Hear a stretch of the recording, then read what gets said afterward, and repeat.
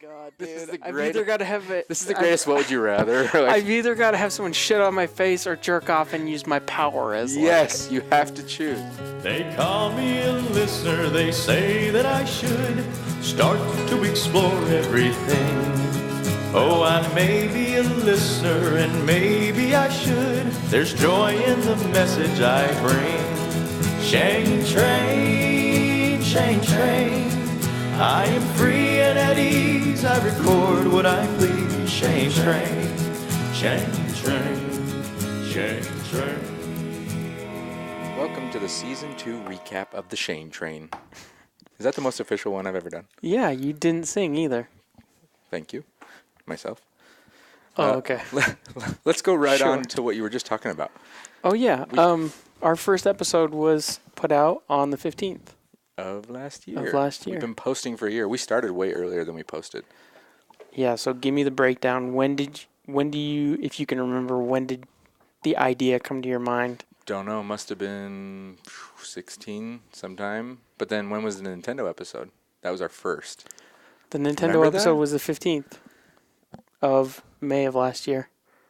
We posted it. I think we recorded it way earlier. Really? Yeah, because when It took us that long? Yeah, because I remember we got episodes ready so we could do a season at once. Oh, you're right. Yeah. You're right. So the idea was months before Yeah. you actually moved on it. In fact, we made the art, and I was obsessive about theme and format. Mm-hmm. And then we had the Nintendo episode that went pretty well. We had some dumpster fires. Well, it went well for our very, very first. Yeah. You almost weren't down for that episode. That wasn't our first episode, Okay. but it's fine. Here, I got a big shot of That Jay was the with your first one name we on it. recorded, huh? Yeah. Yeah. All right, Jameson. Bring your that's a purple glass. Okay. You don't know though. You know what's sad is I just have to trust you. It's actually green. It's the same color as the See, Jameson this is bottle, why I just which don't- is orange. I just don't trust you in general. Look at this. All we've got right here is green, green, orange, green, green, orange. Yeah, sure, but reverse it. Okay. Whoa. Yeah. You're right, but reverse it. Okay. Okay. Here's to season 2. Yeah. Wait, okay, Yeah. let's take a shot and All then I have an announcement. Gambay, get your shirt. You'll be the third buyer. Gambay.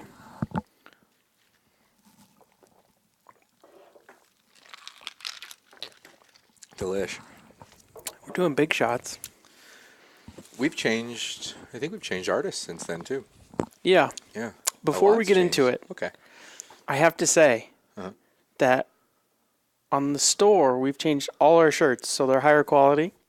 So go buy your ShaneTrain shirt and let Yeah. us know if the new shirt style is better. How many we brought in? Like 4, and I was doing a fashion show, and I had to make sure that they were you could wash them and dry them, and they'd still fit good. Yeah, you had very strict guidelines, guidelines that the shirts had to meet. I had to love it.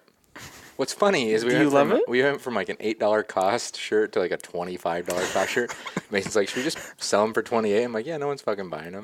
Just sell them for $28 if they We ever have to sell them first, Yeah. So we're gonna make $3 a shirt, you guys. if that. So buy like if we sold 1,000, that's like $3,000. That would almost get us into Dude. the black. We would almost be there. Almost. We So could start to think about it. everyone listening, buy 3 shirts, Please. and that might equal 33. I don't know. Anyway, bad joke. And then also, sorry, this really sucks, but we are moving to video next season. Yeah. So this is going to be coming out soon. This will be coming out before season 3. This is the season 2 wrap up. So if you want to send stuff in for the studio, Now is the time. now is the time. Dude, I'm so glad you mentioned that because finding shit for the studio is either really hard or really expensive. Yeah.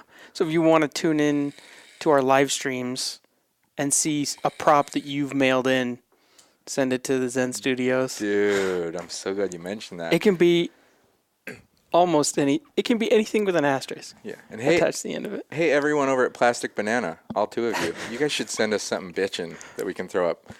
Let me just put out my little shop, my little wish list, my Santa wish list. Mm-hmm. I'm looking for a giant mount of either like a longhorn or some random. Oh, a goat would be cool. Some big-headed antlered animal. I don't think I've ever seen a Horns and- goat that's not on the side of a mountain. True, but how cool would a big mount be?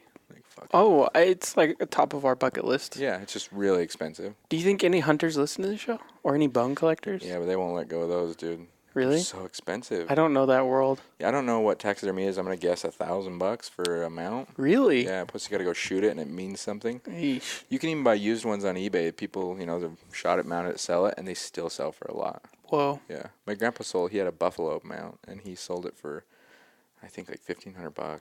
Do you think someone's out there like buying them and claiming that they killed it? Yeah. Really? My There's that guy out there? My uncle bought mounts that go in his garage. I'm like, where'd you shoot that? And he's like, Mount eBay or something, or eBay Hill or something. I was like, What a nice, joke. Dude. What a dad joke. He's so funny, though. So, not everyone uses them as decoration. People will like claim to have killed that animal. Yeah, you want to know what's crazy? Buddy was with a hunter dude, and he hunted this deer forever. He put an arrow through it, didn't kill it. Someone else killed it. He found out about it. It was a record-setting mule deer. And he ended up calling the guy in the phone book or white pages. He got a hold of him. He's like, can I actually just make a replication of that mount since I hunted it for like years? And the guy's like, sure. And they sent it into a place, and they duplicated it. And literally, I was holding it, and I could not tell the difference. Really? It looked like real antlers. But the head was plastic, so it was like, they made it. They replicated I've seen those where they do it with metal. That'd be cool. How much do you think? Well, we can talk about it, but if you have any skulls that are cool or interesting, I would love a skull. This mute doesn't work. send it into the Who soldered this? the Zen Studios, They need to be fired. Dude, faulty mute. and watch out for our live streams. Yeah. Send us crazy stuff, and we will put it on video. I mean, you plus thousands of other people will see your item that you sent in. Totally. Dude, and look, right over there. We got the lighting just came in. I don't even want to explain. I want to tease. Nope. It's going to be badass, though. You're just going to have to see it. We got to hang it. I don't even know how you'd explain it. I don't either. It's a whole lot of cords and lights. Season 3. Season 3. Yeah. Well, should we go in? So What are we doing today? This is a recap. So what we do, I think what we did in the last recap, we'll do it again. We just go over each episode and talk about what we remembered, what's going on. Okay. Yeah. So I have the episode list. This recap is a perfect episode to listen to and then go back to the ones that interest you if you didn't catch them. Yeah.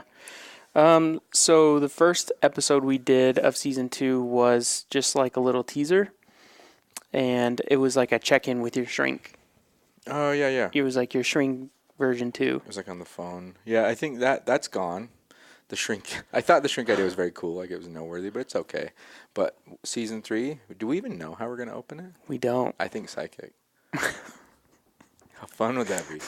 We're getting very close to season 3. Yeah. So anyway, we had to check in with my shrink, but there was more to it. What was it? I thought my shrink was just thrown on the end. Well, yeah, it was just like, your shrink was like the last 5 minutes, and it was like a 30-minute episode, right? Yeah. Yeah. Whoa. We gotta look into that. Yeah. And I can't remember what the main body of the season was. I can't either. I think it was okay. That's fine. I think it was just like an intro, like, hey, we're back. It had cool art. Yeah. I like the art.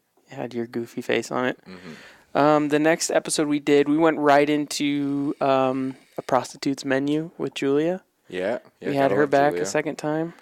We went deeper into the menu, right? Like the cost and the price. Well, here's the best part. You were like, I'm going to be more forward. I'm not going to be embarrassed. I'm just going to I'm going to dive so deep. And then there was still a little bit of like, I had all my questions answered. Thank you. Do you remember, though? She said stuff where I'm like, too deep, go back. Yeah. I couldn't reply. Well, I think something had to do with her uncle. Yeah. And I was like, I didn't know how to respond. Yeah.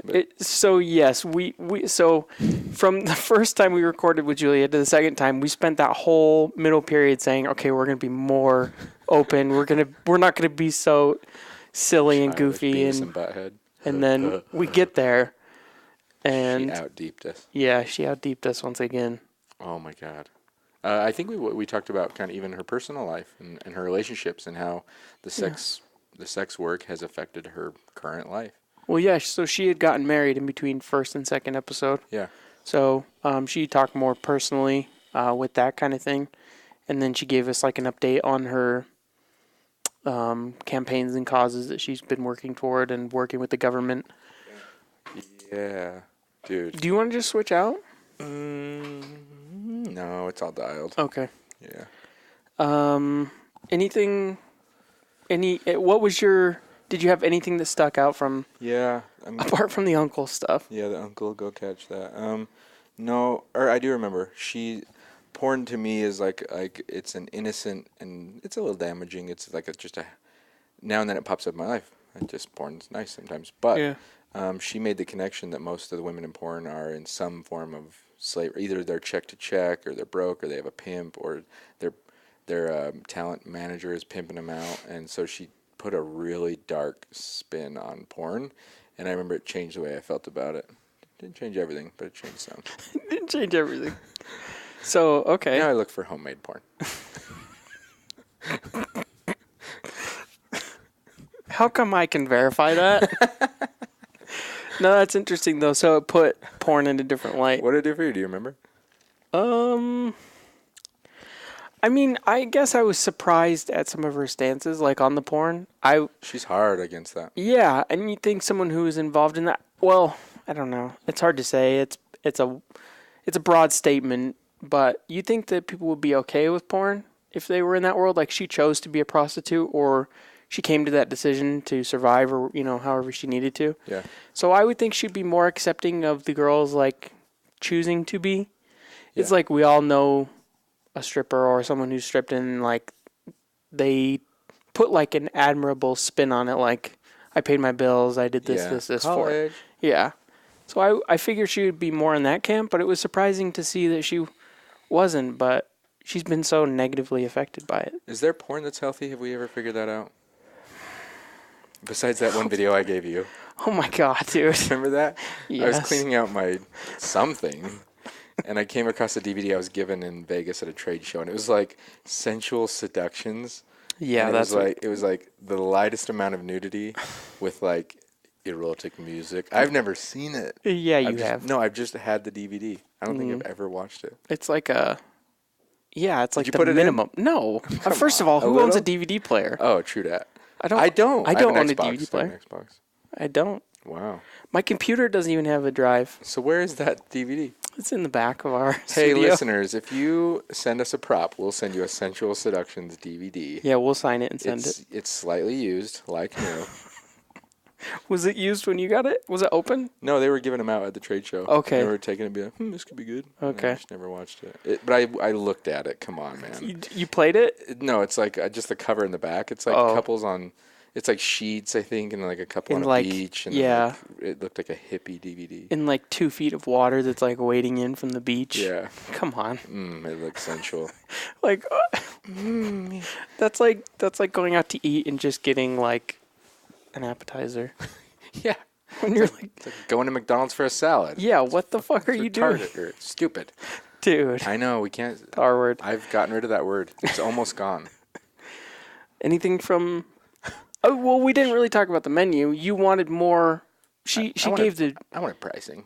I feel like she gave it. She did. She gave some price. And then she even said how some guys give retainers and she's more on call. Yeah. And I think she hinted around at price per whatever. A lot of times it's time. The big takeaway she always gives is there's not a prostitute on earth that wants to give the girlfriend Experience. That's what it is. Girlfriend experience. They don't want to pretend they love you. They don't want to pretend they like you. They don't want to snuggle with you. They don't want to kiss you. In and out. Yep. Literally. Like getting your oil changed. Yeah. They have a service to perform, and your little sappy boyfriend love is getting in their way. Well, I can totally understand that. Like, It'd be awful. the last thing I want when I'm going like even just shopping, I don't want, if I go to the grocery store, I don't want the employees like pulling me aside and like, nurturing me and This is great. you know what I mean? Like I just want to get my shit and go. I just want to get my oil changed and go. You'd be a perfect client, dude. I probably would. Just show up and just be like, I need 3 of these, 1 of these, and a finish like this, and I'm on my way. You know what? I'm not even going to go down that road. You'd be VIP. You'd have a retainer. I probably would. Yeah. And since I make so much money, it would work perfectly. True. It's got to go somewhere. True. But yeah, I would say if you liked Julia 1 and 2, keep an eye out because she's probably going to be For sure. a season regular. We have made contact with a stripper Not that that's that hard, but she wants to come on. And she wants to come on video. We made contact. It's like an alien. Like she's an extraterrestrial. That's what it felt like. We have made contact. No communication has been. We have opened a line of communication. We have open line of communication. We're still trying to figure out the right language to communicate. Stripper. And video. Whoa. Dude. It's going to be uncomfortable. Sort of a spoiler. Because I can hide behind the mic here. I can look at the ground and be weird. And close your eyes. And on video, I'll be like, I'm so uncomfortable. just looking up. I guarantee you're going to keep hitting my button. Oh, I Film won't. me. Yeah, I won't change off of you. I Just will. be like, you stripper. We'll have competing pads. Show Mason. Oh, God. You just be putting memes over your face. Yeah. Cool glasses. All right. Gambay. Get your Gambay shirt. In China, ShaneTrain.com/shop. in China, if you get gambayed, they say gambay and clink your glass, you have to finish what's in your glass. If you get Gambay in China. If you get gambayed in China, yeah. Uno, dos, tres, China.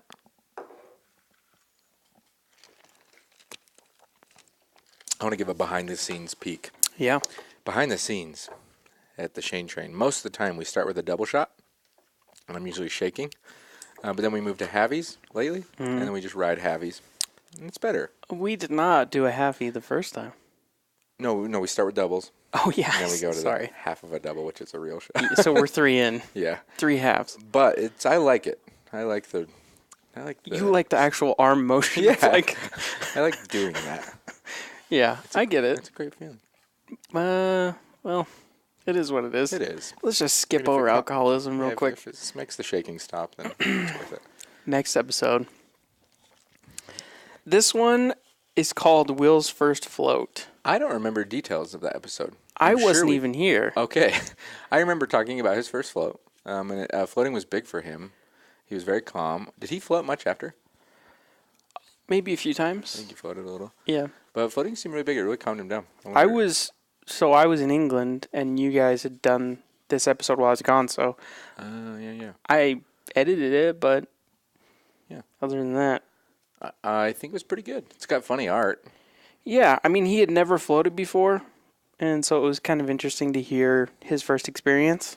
You know, that episode is great if you've never floated and you want to know the gist and what kind of experience you might have. And Yeah. it was good for that. It's interesting listening to a conversation between someone who's an avid floater, being you, and like a beginner, being Will, Totally. and just seeing both sides of the playing field, I guess. Yeah. So where's Will? Nice, dude. That's why we pay you the big bucks, is Oh, for yeah, those yeah. smooth transitions. Okay. Just Will had a career change plan. I don't know. He's doing stuff Yeah. somewhere else. That's the best way I could explain it. Yes, he's no longer here. Yeah, but no, but he's yeah, he's not. I don't know what to say. Nice, man. Yeah. Just nailed it. Will is no longer a part of the ShaneTrain. He is pursuing other career options, Yeah. and Oh God, we need to get into politics. He is thriving as an individual yeah, in a separate endeavor that does not involve us. he just doesn't have time for the podcast anymore. So Yeah. So farewell to Will. Farewell. yes, so if you don't hear his voice anymore, that's why. Yeah. Okay. And moving on. Next one is Duncan. Duncan Trussell. I was so nervous for this episode. Why? I don't know. I hung out with him in his home in L.A., set him up a float tank. It was all cool. But then, like, something, I don't know. You know what? I know what it is. In person, I can settle in. And we're setting up a float tank. We're talking. It's all cash. Yeah. There's something about, hey, I have a podcast. Will you come on? Yeah, I'll come on. And then dialing and then having to, like, lead a comedian who entertains and has a podcast that's big. He knows the shit. He knows all of that. He's When you good. can't read his body language and you can't bounce stuff off of him, and like Yeah. Skype is a weird thing. And I remember being specifically very nervous and just bouncing, and then we hit some random topic and I just train wrecked it a little. Train wrecked it. Yeah, I Nice. train wrecked it. But how good did you guys click? I felt like we clicked pretty well. Which is a huge understatement. Like you guys you guys are like brothers, dude. Yeah, there was a lot of connections that you guys just didn't have. But that's Yeah, fine. A lot of gaming, mainly gaming. Yeah, there were some, but the thing is like, Well, there are a few things. One, you were the only one that was nervous, and you were the only one that had actually met him before, so I thought that was kind of funny. But like I'm a fan. Like you guys know him, and you're probably a fan of him in the floating community and stuff. But I'm a fan of his artwork and his comedian stuff and his podcast in general. So I had a lot of background experience with him. I've heard his voice a lot in my ears over the years. So it's crazy. Even at this point in my life, like I feel like I used to be nervous for a lot of things. Even like podcasting or anything, any guest would get me nervous, and now it's getting less and less and less. But I still have people I hold in high regard, and they still make me nervous. Yeah. And it's just in different realms where I'm like, oh, they're so good at this, or I want to be like this, or they're an important person because of this, and I can't. Even though I can consciously understand they're all normal people. My body still, there's like a deep subconscious thing. It knows something, and my body responds, and it's weird. I think it might sometimes help. What? Like the nerves. Oh, yeah. Like I think if you go into certain situations or certain conversations too casually, it can hurt the conversation, or it won't be as good as you want it to be. You know, I wish I would have prepped for Duncan. I think we did. Really? I think we just kind of had a fun conversation. Yeah, there wasn't much direction. We had some things that we wanted to hit, but like I can see why, like even Will, I could see why you guys were in the weeds a little bit, just because we let it go wherever it wanted to, the conversation. And it went really well. It went well for some of us. It's not our realm at all. Yeah, so... But I was happy that you guys had the flow. I was like stoked on that. Yeah, Duncan and I, we clicked on that one. For sure. And he stayed in touch. I've talked to him a few times. Good, man. Like through Instagram and stuff. You're getting into comedy. Well, yeah. So, but it was a good conversation to have. No. He's one of the more interesting guests too. I love the way Duncan thinks about stuff, and he was at the Float conference last year, so 17, and his was the most I've ever enjoyed a speech, and it wasn't. He was talking with who was the guy? He was an important. Terrence McKenna's son? I don't think so. His name is Peter, I think. Oh. He was interesting, but like Duncan just like he started out with a chant and an ohm and incense. Yeah. But here's what I noticed. He's so comfortable and good with a crowd. He just feels it and flows it, and people like him, and he's funny, and you can tell like it's a craft, and that guy has a talent, and he's probably put a lot of work in. Mm-hmm. It's just good. Yeah, I think it was really good. I also think that it was an important episode because that was the first time anyone, like a guest, had called you out. So it was like, great, man. He's like, "This is how you guys run this fucking show. This is the ShaneTrain. This is what you fucking do." I couldn't believe it. It's so funny. It was like top 10 experiences for me. Me too, man. Just but listening, like top 10 words, man. Just listening to you get called out for, and then you follow up with like the shittiest movie reference. You seen Day Before Tomorrow? You guys ever seen? I like myself. What was the movie? It was like a 1925. A Day Before Yesterday. Or cult classic. No, it's like A Day After Tomorrow. After I wrecked the Singing Shane in the train, rain. you guys got off the train and just walked into Gameland. We had to save it from that. I'm so glad you did because it made it good. Yeah, it was a good episode. So go listen to Duncan Trussell. Yeah, he's a good dude. We're actually going to set him up another tank soon. Yeah, and his podcast is the Duncan Trussell Family Hour, so yeah, and go listen to that. It is. He dives deep into some weird stuff. Oh, yeah. Off the wall. Speaking of off the wall... I see the picture from here. Yeah, our next... It's probably some of our most iconic art, I would say. I know. You realize that we set a camera on the table. We shined a flash up on his face, upwards. Yeah. Took a picture, and it's perfect. It's perfect. It's a guy in a hoodie who looks like a conspiracy theorist. The beard and everything. Everything is perfect. So this episode... I love Brad. I do too. So it's Conspiracy Theater with Brad, Season 2. Dude, he gets to come on video. I know. He's a series regular. What's he going to be like? I think it's going to be good. I will have the tightest agenda for that episode. Something tells me he'll thrive on like a live streaming platform. Yeah, I could see that. There will be more interaction and things like that. He's going to do well. He fucking takes shots at you, and there's stuff you have to see. True. You can't hear. It's so funny. Yeah, we have this working relationship, Brad and I. Yeah, you're always triggered. He's always pushing. It's a real love-hate. No, you guys are good. So that one... What did we fucking talk about? Structures. Ancient structures. Structures. That's the episode we had to release images with the podcast episode. Because we were on our computers, so... Think about this. In the future, the video will just toggle to what you're looking at. True. fucking coasters, bro. Yeah. That's some ShaneTrain underground terminology. Yeah. If you're a true fan, you know what it means. Yeah. So we talked about I'm trying to remember the names of them. This is like the hardest thing. No, I got it. I roll with this. I think we did definitely hit pyramids. The Baghdad Battery. We hit one where under ancient Rome there were these like 75-foot long by 10 by 10 feet. No, maybe 12 by 12. Yeah. Gigantic pillars laid down. It's like, who the fuck cut them? Who the fuck moved them? And then later Rome shows up and builds on top of them. Mm-hmm. Something came before Rome. And I'm convinced it's that way with like the pyramids. Like, fun fact, and I always say this, Cleopatra, you think of her as pyramid times probably around sometime when they were built. No one the fuck knows. Like, we didn't learn that shit. They tried to teach us, but no one learned that.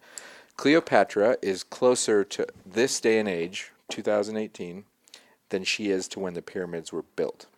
She showed up and was like, yeah, this is my pyramids, bitch. Like, worship me. I'm guessing. Okay, wait. But anyway. You just said that with so much certainty. What I'm certain about is the pyramids were built farther away from her Further back in time. Further back in time than we are to her. Really? She's closer to nowadays than she is to when the pyramids were built. Yeah. I am convinced we don't understand exactly how some of these ancient things were built. Just convinced. Yeah. Well, how could we? We have, like, if you were to just go watch a documentary series on Netflix, you think, okay, we have tools that can tell us definitely yes or no when things exist. You'd think by the way we produce the shows and make it look. But when you really start looking into it, it's like, we're guessing here. This leads us to believe, like maybe this is how it lines up in our brains. I think we're totally just like, I just think we're being dumb. Like, I feel like... You think we're being dumb? Yeah, just like, okay, he has a PhD. Okay, they're an Egyptologist. Okay, here's whatever. Let's just do it. Let's try and actually hand cut a 75-foot pillar by 12 by 12 and move it 10 miles from a quarry and uphill with just cordage from fucking... I don't know what was on the Nile, just some stupid-ass tree and a bunch of, like, native Egyptian dudes, and let's just try it. When you put it that way. Some logs. Let's just try it. Like, let's move one 75-foot column. So are you saying that... Yeah, it's all bullshit. No, go ahead. Hold on. I wasn't saying that. Are you saying that the people back then were smarter, or are you saying something extraterrestrial helped, or what are you saying? Yeah, I'm going to be the guy. Oh, fuck. We had whether or not it had to have come from space. Anyway. Well, no, you can't. No, you can't do that. Okay, I really feel like this. That's against the rules. We're monkeys, we learn to walk. Someone's like, hey, they're walking on old planet 14. Okay, let's go out and see them. They come out, they screw us, they build pyramids, they build some stuff, pass on some knowledge, write on some walls, and then bounce and let us do our thing. They evolved us like that. They evolved us. Yeah, like they came and mated and made a hybrid, and here we are. So you think that genetically we're like a certain percentage advanced alien race? Oh, weird. It sucks hearing you say it that way. But yeah. Okay, man. That really shows where you're at. That's where I'm at. You think you're like a quarter alien? Well, I mean, it's been a lot of years. So I'm probably like a quarter of a percent. Yeah. Well, also, you are all hips and nips. True, I am hips and nips. I look like an alien naked. By the way. No, but let's say this. If they're traveling light years, they're going to be able to fuck with DNA. Okay, but my whole thing is, you want to shoot before or after? Let's shoot before so it even gets better. All right. Ganbei. Ganbei.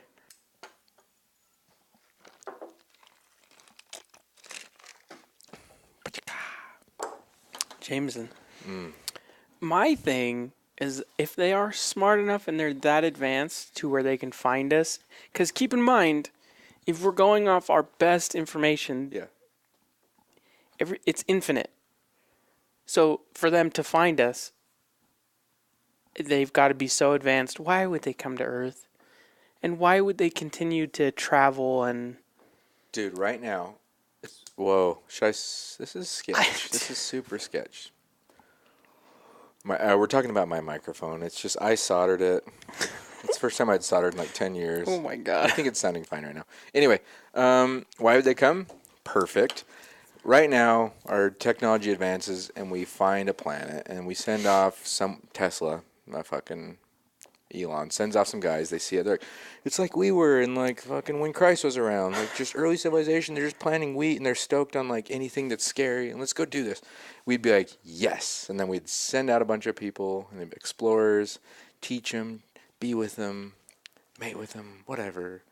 I don't know why mating is always a part of my story, but it is. It's always like aliens fucking us or something. I just assume space travelers are interested in that. I don't know. So I was thinking of like how to frame my own argument for this, and I kind of pulled myself a little bit toward your argument a little bit.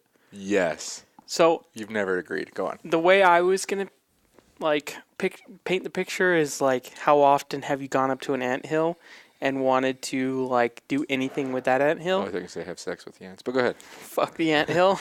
Yeah. But we do. I mean, we make see-through anthills where kids can see the ants fucking burrowing and yeah, how fun. So my main argument was like, how often are you gonna go mess with an ant hill or an ant colony and make it your own? But we do that. So if you knew, I don't know, dude. Think about this. If you knew they were really primitive, how fun. This is maybe me just personally. I would think it would be so fun to show up and just show some shit off. Just like, hey, check this out. You can do this. Look at this tool. Hey, let's move like a boulder over here. Hey, let's like, I would just show them everything. Yeah, and I'd be like, yeah, I can be king for a while I'm here. That's cool. And then. So wait, so are you saying that a leader on Earth has been an alien before? No, I'm saying that like once an alien arrives, they can do whatever they want. It's their own little personal world. So you're not looking forward to the second coming. You're looking forward to the aliens coming down and being like. True. Well, let's just say aliens come down. Here's what's going to happen. Like, all the hillbillies in the U.S. are going to convince someone to fire. Why is it always hillbillies? They're, right. Because they're white, for one. That helps. Because I'm like entitled to rip on white hillbillies. No. I mean, like, yeah. Sorry. Anyway, a bunch of hillbillies are going to want to fire nukes. And then, like, George Bush is going to get, like, a nuke button. And we're going to nuke them, and it won't work. And then we'll start dying. But anyway, after all that's over, what was the question? I don't know. I don't either. So, let me ask you this. Like, yeah, if they arrive, they're king. Okay. So, but maybe, like, it's hard for humans to picture infinity. Yeah. So maybe for us, like for me, it's hard to comprehend. Like when people say Roswell really happened, it's hard for me to be like, yeah, it did, because it's hard to wrap my head around like an alien came down, visited us, did something, and we caught it. That's not hard for me, but go ahead. If you have any logic in your brain, it's hard for you to comprehend. It's hard for you to just accept it. Did you listen to Witness to Roswell? Yeah, I did. Nothing? Unfortunately. Didn't get you over the edge? Wasted 30 hours of my life. This is not true. Dude, okay. My point is... Okay, go ahead. Maybe... I don't know what my point was, but that happened to me. I'm just saying, like... Maybe it just doesn't make sense because I don't know how to comprehend it. Yeah. Maybe, like, there's a wall that humans hit. How perfect, like a wall that's perfectly crafted. Yeah. Where everyone hits it. Yeah. But, and also, you think about... Like, we've all seen the Neil deGrasse Tyson where he's talking about time on the calendar and humans. And that's how I was sold. We've been around... A flash. On December 31st. Yeah. In the history of the universe. So who knows? And if you 10x, just 10x us, or 100x what we've done in our flash, and imagine that seed was planted anywhere on the calendar year in the universe. Anywhere. There's been travel. I just don't know. Here, I'm not sure here. Probably. I'm not sure how the fuck some of these ancient things got constructed. That's hard for me. Right. I also need to add that I'm the skeptic, but that doesn't mean I don't believe in aliens. I for sure believe in... If you don't believe in aliens, I think you're not playing the odds. Well, yeah, I believe... They exist. Yeah, but my argument is... Have they been here? Have they been here? And are we sure they're not just like organisms or like the little gray men with big black eyes? I'm not sure that's... what we're looking for. I was kind of thinking about it, and it's like if another Earth happened to arrive and there was plants and bushes and crap, the dinosaurs wouldn't make it there either. Like I feel like that. Okay, let's just say there was a planet. It had water. It had some land. It starts as single cell and then multiple cell and then whatever all that process is. But I feel like it would evolve similar to us, and that eventually. I don't know where it would go, but eventually there would be a human type being on that planet. That's some time frame. I don't feel like what we're doing is all that rare. Whoa, well. Well, so okay, dinosaurs. We started from like amino acids, and now we're humans. Yeah. So no, but I wonder like I don't feel like that's rare. You don't? No. Evolution? No, Starting from a single cell. I feel like to a it will human. happen on another planet where the water's right.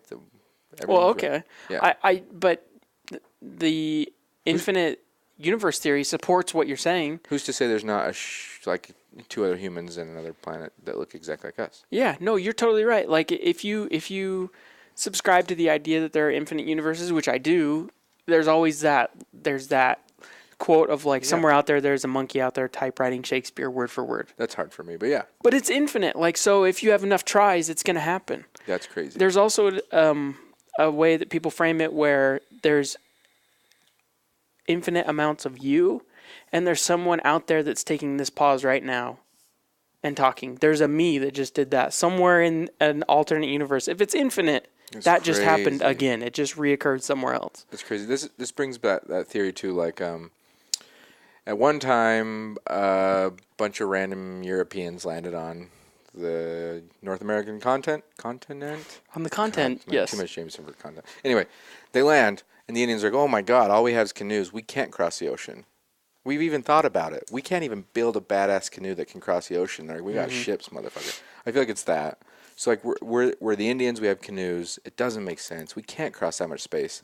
Someone arrives, and they're like, "No, we use like hydroport sleeve valves that sleeve valves. Yeah, that like replicate on a different plane of the universe." Anyway, yeah, and we're like, "Oh, yeah, I could see how that ship could cross, or I can see how that." I just feel like once that ship lands, we'll be like, "Oh, yeah." It's gonna be so. I'm just gonna entertain your idea and say that something does come to Earth and is like, "Hey, I'm king," or whatever you were saying. Yeah. It's not even gonna be. All we can do is put it in our terms. So, like you saying, even the word sleeve, or you know what I mean, like that is us. Yeah. It's gonna be something totally foreign, and we're not even gonna know what to make of it. Yeah, dude. Here's a question for you. Did the Native Americans have any chance against the Europeans? No. Partly too because of disease, right? They understood disease.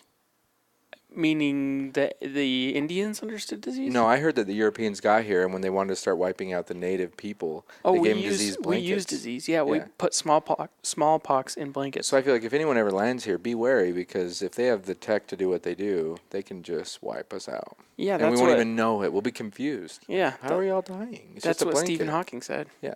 Rest in peace. Yeah. Is he dead? Yeah, he died. When? Like 6 months ago. No, maybe like 3. I was going to say poor bastard, but no. 2-3 months You're ago. onto a better place, man. Yeah, I hope he's running somewhere. Like just sprinting. Oh, he's probably fucking so many women. Is that what he Dude, did? Come on. No, I remember you were watching paralyzed in college. And I remember watching his movie or his documentary just a movie. But he was into that. Dude, he was trying. He found a chick who was into him. Yeah. Wow. Yeah. Oh my God, he's running through it. Sprinting and screwing. Yeah. He's sprinting at the same. Yeah, both. Yes, at the same time. Yeah, with aliens. But he said, look at history. The less advanced civilization never makes it out okay. Do we have any example to prove that wrong? I don't. To prove it wrong? Yeah, I don't think we do.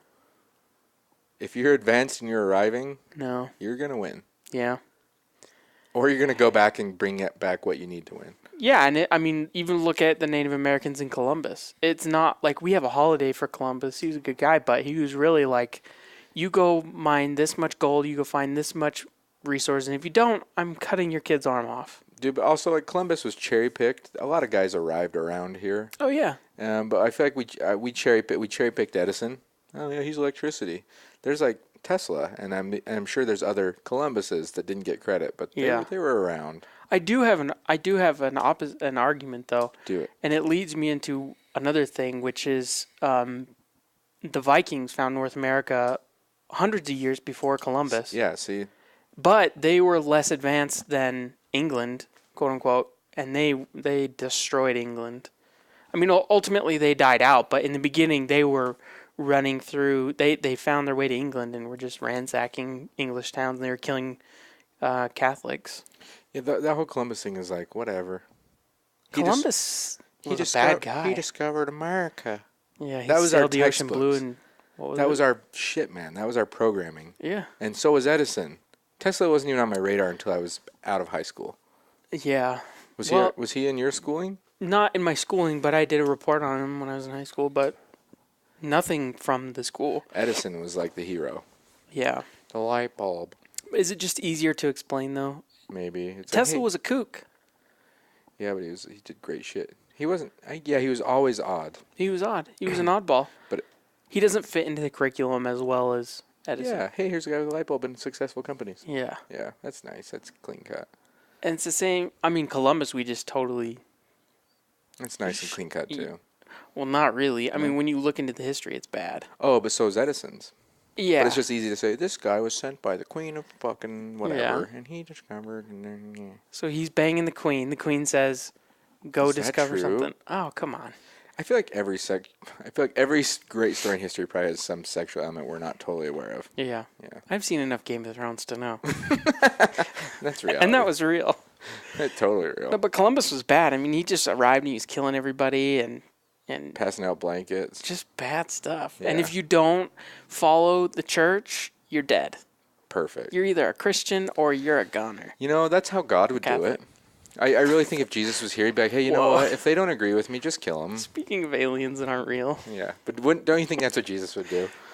what would Jesus do? He would say if they don't agree, kill them. We need those bracelets. WWJD. Jesus is hard for me, just so everyone's clear on this podcast. I support Christian, most Christian values, Yeah. being a good person and the Jesus teachings. I think it's good for a But lot the of people. whole, it's Jesus or nothing, that doesn't feel right.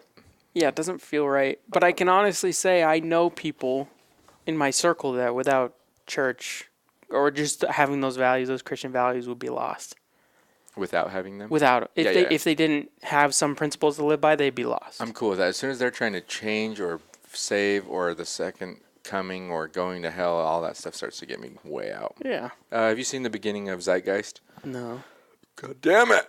I watched it with Monique 2 nights ago. Okay.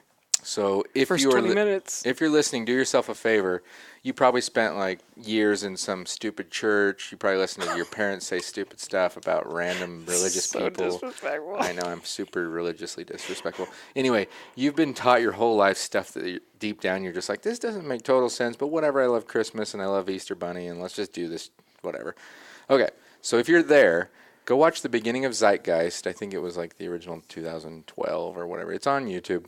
Just click play. As soon as George Carlin starts talking, that's a bad cue. But I as soon love as George Carlin. they give him a quick quote, whatever, ignore it or listen. He's great. I love George Carlin. But then they explain how we got to religion. And I swear to God, in 20 minutes at the beginning of Zeitgeist, it did more to convince me than 25 years, whenever I saw it, 30 years of all the primary and church and funeral Really? and you name it. In 20 minutes, I felt more secure with a belief than, not a belief, more secure about how we got here than all the church combined. Okay. The beginning of Zeitgeist. But Zeitgeist First 20 minutes. After that, it gets a little, it's Gets a little dicey. Yeah, but they nailed that one. I want to know who made it. That's what will be. George Carlin doesn't mean anything to me. I like George Carlin. He's awesome. Yeah. He was onto some stuff. The words, What? his whole comedy act was pointing out how we give words power and how stupid it is. Oh, yeah. Shit, piss, cocksucker, motherfucker, ass and tits, I think. And he would say that and I love George Carlin. yeah, sorry. He's a good dude. He's dead, right? He's got to be long dead. He's so dead. Okay.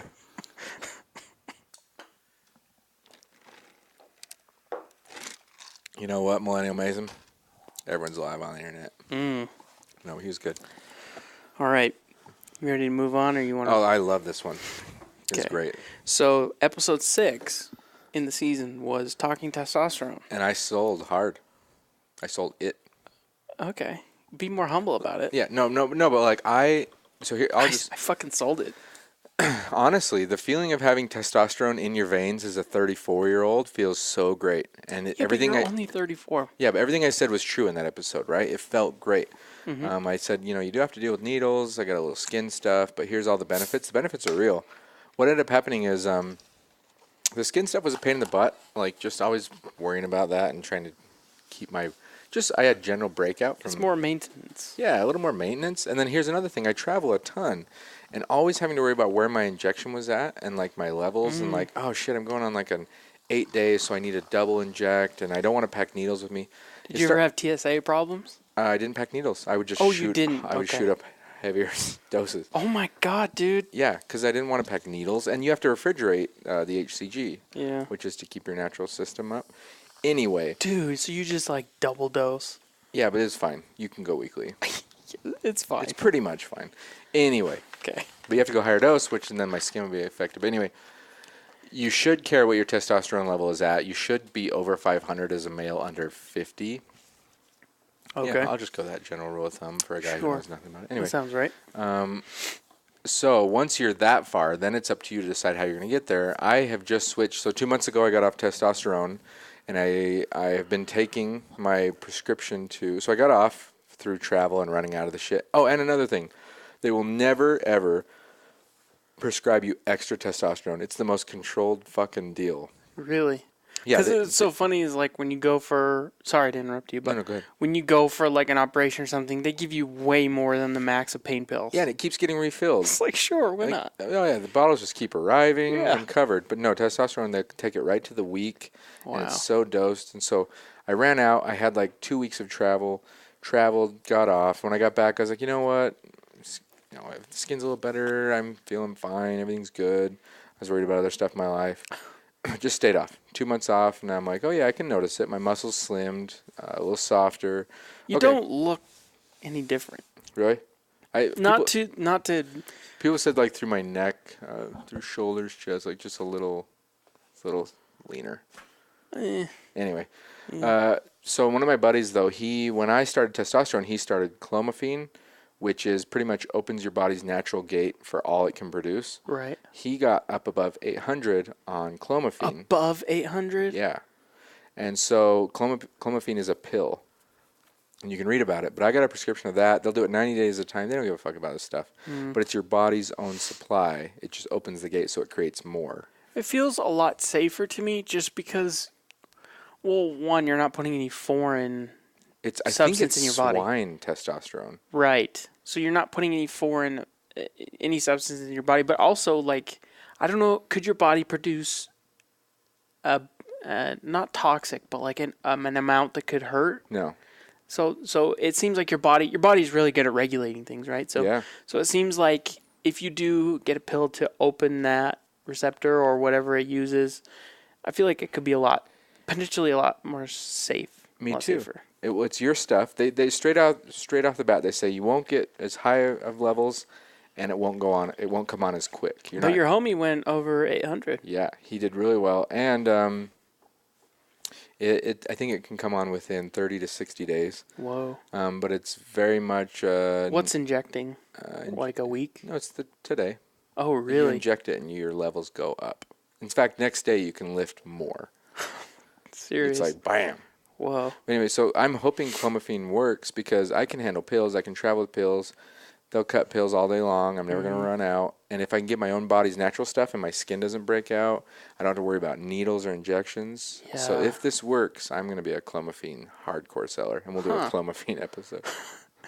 But sounds good, huh? Yeah, but my question is, now that you've stopped, have you gone to the gym? Because I know you were going to the gym pretty regularly when you were on testosterone. Yeah. No, I've been riding my bike and skateboarding. Okay. Yeah, but which I like way better. That's another thing that's been big in my life is the gym always was like I need to go to the gym. And it's a slight bit of a chore, but you always feel good after and during and whatever. But it's an inconvenience to get there. Yeah, and you're not stoked. But I already had a skateboard, but I bought a BMX bike for $300. Fucking Christ. And I go skate and bike to music, and there's no part of me that's like, this is work. I don't want to do this. I got to get this over with. I'm actually like, I'm going to go enjoy myself. And I'm getting like a workout. Yeah, reality is it's cardio. And I'm doing way longer. And dude, with biking and ollieing and jumping, it's pretty good muscle. Yeah, for sure. Anyway, if I could give any recommendation to anyone, if there's something you enjoy that works your body out, do it a bunch. Yeah, especially because it works out.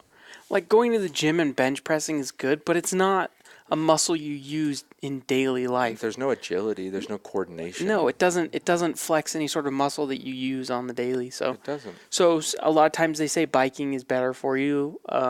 I don't know about skateboarding, but riding a bike they say is like one of the best workouts. There's a lot of pinnered skateboarders, just like string beans. Yeah. But like BMXers, I mean, you gotta have some muscle to get that bike around. Yeah, I mean it uses your whole. I mean it uses your from your foot all the way up your Shoulders. back. It does. Yeah. Dude, like wheeling, ollieing. Getting kicked out. Yeah, I got kicked off the fucking church.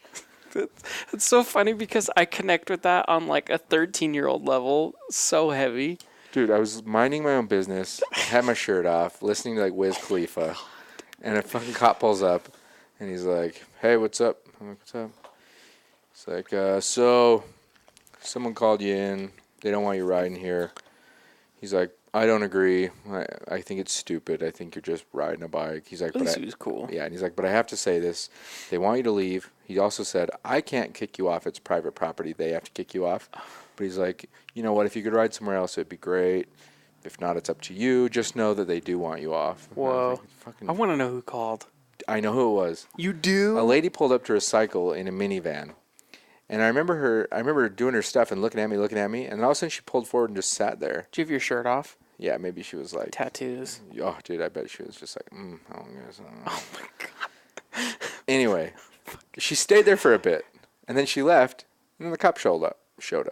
So was she was her. there to recycle? Yeah, she probably recycles at the Ward House. I don't know, man. Oh, okay. Did we just call out a religion by saying Ward House? Anyway. Interesting. Yeah. So you got, but at least you got a good cop. I got busted one time skating at a middle school around here. I had like 4 friends with me. Like, do you remember back in the day? I don't know if you were ever like a street person, but We got kicked off constantly. finding a set of stairs or like rails that Oh, didn't yeah. have notches in them was like gold. No, we got kicked off everywhere. Yeah, we did too. It was So just a process. one time the cops called on me at a school, and I was a kid. I was 16. I got a new car. I didn't know what my rights were. So he said, "I want to search your car." Okay. What? That's fine. What the fuck? Why? But I didn't know. Yeah. No, I know I didn't that. know. I've done that too. Yeah, so he's like, "I need to search your car." And obviously I'm like, "Fine, whatever." And I had this belt buckle that I got at, I can't remember where I got it, but it was brass knuckles. But it had like a little notch in it to go in your belt. Hot topic, but go on. And no, I think it was a swap meet.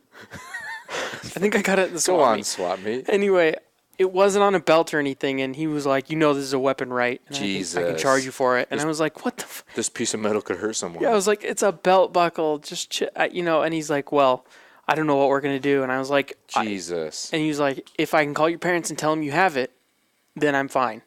But I don't know if your parents know that you have it because it was in my trunk." Jesus. And I'm like, "Yeah, fine, call him." And my mom obviously was like, "Yeah, I know he has it." Yeah, I fucking raised him on NWA. She had no Of course idea I he has had it. She's like, "Yeah, of course I know he has it. What the fuck? It's a belt buckle." Your mom had your back. Yeah, and Has so that. he's like, "Okay, well, I got to take it with me because it's a weapon." Fuck that So guy. he took it and left, and he kicked us off of school property. That fuckhead. Dude, if I had 2 choices of bat or brass knuckles, I'm going bat, man. Me too. I can jack someone up with a bat. Yeah, But no, that's cool. and you got the It's distance. baseball. Yeah. Yeah. Fucking But anyway, brass I've been knuckles. kicked off so many times in my youth. No, we just had like a fucking series of places we went. It's like Smith's, Shopco, fucking Sev. With the Post loading ledge or office. something. Yeah, we just go to, okay. We just go to the next one. Were you a skater or a biker or what? We started out Rollerblade? as fruit booters, and then when that got uncool, we all forcefully switched to skating. A lot harder. Way harder. It took me like a summer to get decent, like to be able to ollie up and down shit. Yeah. But we did we did biking growing up, and then we messed around with blading and skateboarding. But blading had this year where it was out. I know. You had to skate. I felt the same. I think everyone on Earth, or everyone in the U.S., was sad when blading went out because It was everyone was so- good at it. Yeah. I mean, what's weird too is we were probably at the same skate parks and stuff, and I was probably like 7 when that happened. Well, if Or I I was was probably 10. if I was like a teenager between, I don't know, 96 to Yeah, I was probably 7. 01, you were just Well, I was 11 in 01. you're a little kid. So I was fruit booting, but then I remember it exactly the time when the culture shifted to It did skateboarding. shift. And then I got heavy into skateboarding. Everyone then- had to. Yeah, we would go to the skate park in Sandy. And then I actually got pretty good. But I remember exactly when that happened. It sucked. Oh, bless my wife. I used to watch skateboarding videos all the time. And And she would just have to sit, like, just hang out. I still like them. You still like skate videos? Yeah, for sure. Yeah. I'm trying to think that and like snowmobile, motocross. Just those videos are so like junky when you're into something. Yeah. You're just like, oh, I just grind it. Ooh. And you know you're watching like 1 out of 50 recordings. I know. But anyway. All right. Should we move on? Sure. Testosterone. Testosterone. Nothing I said in season 2 was not true, and it's great shit. Get tested and then decide. Do you want to try and go the clomiphene natural-ish route? It's not natural, by the way. The doctor corrected me very sternly. It's not natural. No, he's like, it's unnatural. It's definitely a chemical. But it is yours. You're creating the testosterone. Or do you want to just throw in the stuff? Because either way, you're going to feel great. Yeah, it's sort of like an antidepressant or something. It just opens a receptor and then your own chemicals. Yeah, so it's not natural. It's not natural. But you're a natural chemical. I don't know. Before moving on, though, one thing I'd be curious about is your recovery. Like, that's why I asked if you have gone to the gym since you haven't been taking testosterone. Because I've heard testosterone helps with recovery. Dude, a lot. It does, for sure. And you want to know what? Dude. That just went off. I've been more active since I've been off testosterone. Not because of anything to do with it. I've just been breaking more and skating and biking more. For sure call it breakdancing. Break dancing. Every time I say break dancing, well, not every time, but someone's like, do you have a recital coming up? I'm like, no. A recital? A dance recital. God, So I just call it breaking. okay. Anyway. So your life is just I don't know if I'm recovering faster. But I would like to hear in the future about the medication. I'm so excited to give an update. Yeah. Give me a month or two. Okay. If this works, I'm all over pills. Okay, so we might see a second episode of Talking Testosterone. Yeah, but testosterone matters, so don't ignore it. Okay, so the next one was Murder and Redemption. That was episode 7. That was really cool. That one was probably one of our... For me, it was probably the most eye-opening. And I just think, because we were on the phone with someone who's actually done the crime and then had an opportunity to say, you know, I'm more than that. I've tried to do my best to pay back whatever I took. Yeah, in fact, he was like, don't call it... What was our original interview with a murderer? Yeah. He doesn't want to be known as a murderer. I don't blame him. Yeah, I really understood why he would give us those notes. Me too. And he also was like, but if that's what you want to do for your show, it's your show. But he doesn't shy away from the fact that someone died. He did it, and an only son. Mm-hmm. And he apologized to the mother, and he's doing good things with him. I feel like he's making up for things he's done. Yeah. But when you hear his story, if you go listen to it, Murder and Redemption, you understand how it happens. It's not a fucking random event. Mm-mm. You mix all the right ingredients, and eventually you get, an outcast, an immigrant in a weird population. He's not liked. He's off. He finds family who happens to be into rough stuff. Yeah. He becomes the guy that does the crazier stuff and the shooter. And then he begins to handle all things with guns or violence. And then the next thing you know, someone pisses him off when he's in a bad place in life because he failed in school. But when you listen to this mix, you're like, yeah, I'd fucking kill someone. I would, for sure. The perfect recipe. Do you think humans are all that different, given the recipe of what happened in their life? I'm not sure we're that different. Is this me? I would say yes. I have not been drinking anything. No. Soda-wise. I would say we are all different because, well, I don't know. How can you say? No. Yeah, you can. But it's so loaded. I would like to say I would not murder someone even on my worst day, even if I didn't belong, even if I wasn't a gang. But you can't say that. I've been unaware enough and in a trance enough where I feel like, you know what, the right situation. If the universe wanted me to be a murderer, I'd have been a murderer. Yeah. I can also say that I've done a lot of dumb stuff because of peer pressure. Yeah. So, who's to say? Yeah. I will add that he reads his note that he wrote to the family, the victim's family in court. The mom's only son, or her only child got killed. I mean, he carries it with him. He read it to you when you first met him. I mean, he just had it with him. He always carries it. And you could tell in the letter that it was genuine. Sometimes with these apologies that we hear and some, all these other things that we hear from other people, you can hear the disingenuous, I didn't do it, but I have to say this. Yeah, for sure. This is what my attorney said. But he fully accepted it, and you can tell he really wanted to... I think he was owning it. And being responsible for what happened. and you can hear that. So this is a tangent, but did you like Louis C.K.'s apology? I did. Yeah, I mean, he admitted to his wrongdoings, and he said he was sorry. And he said it's creepy and weird, and I shouldn't have done it. And even though they consented, it's still wrong. And Yeah.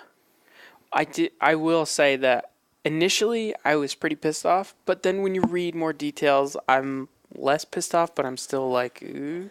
it's not Weirded out? It's not that shocking when you listen to his comedy.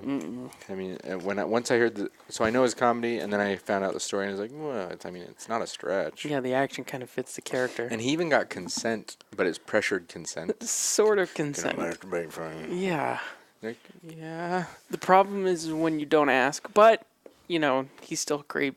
I still think he'll be back in a year or two. I don't think. So you say creep.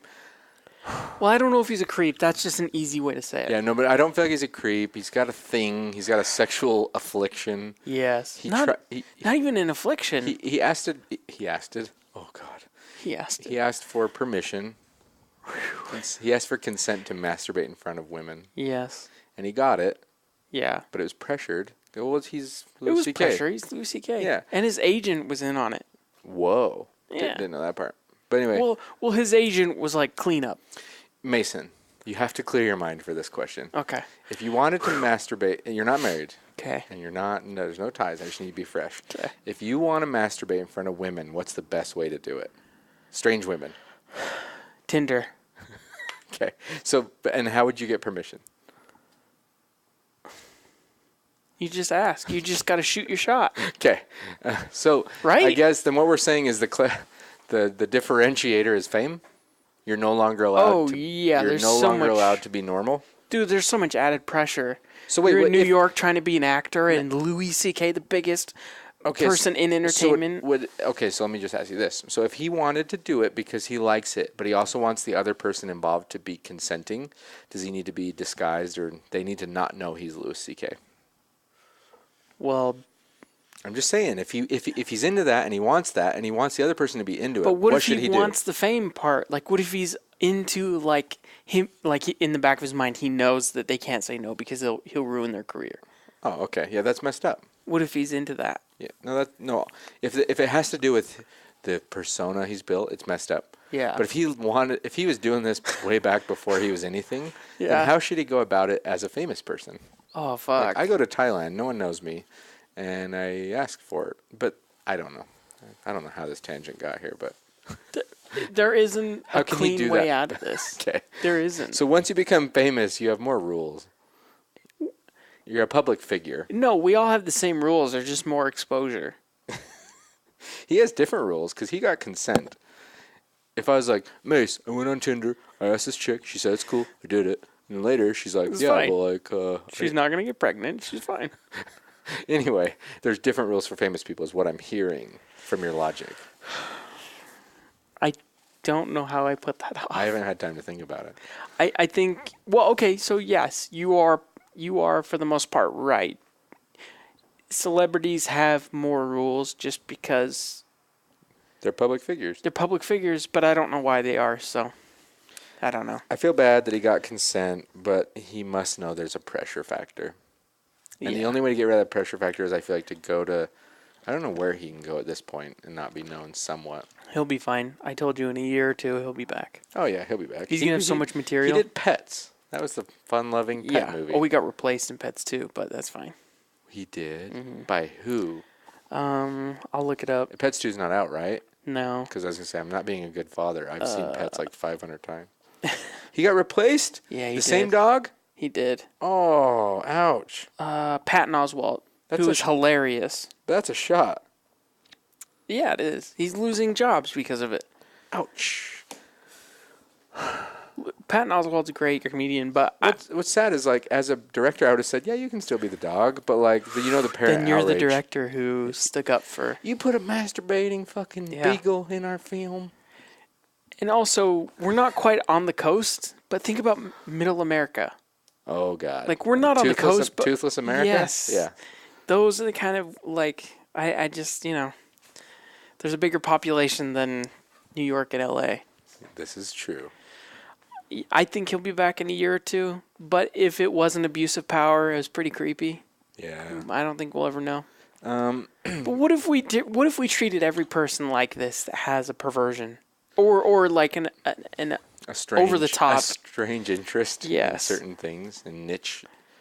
It never ends though. It never ends. It never ends. And then even take it into like, oh, this guy's interested in children.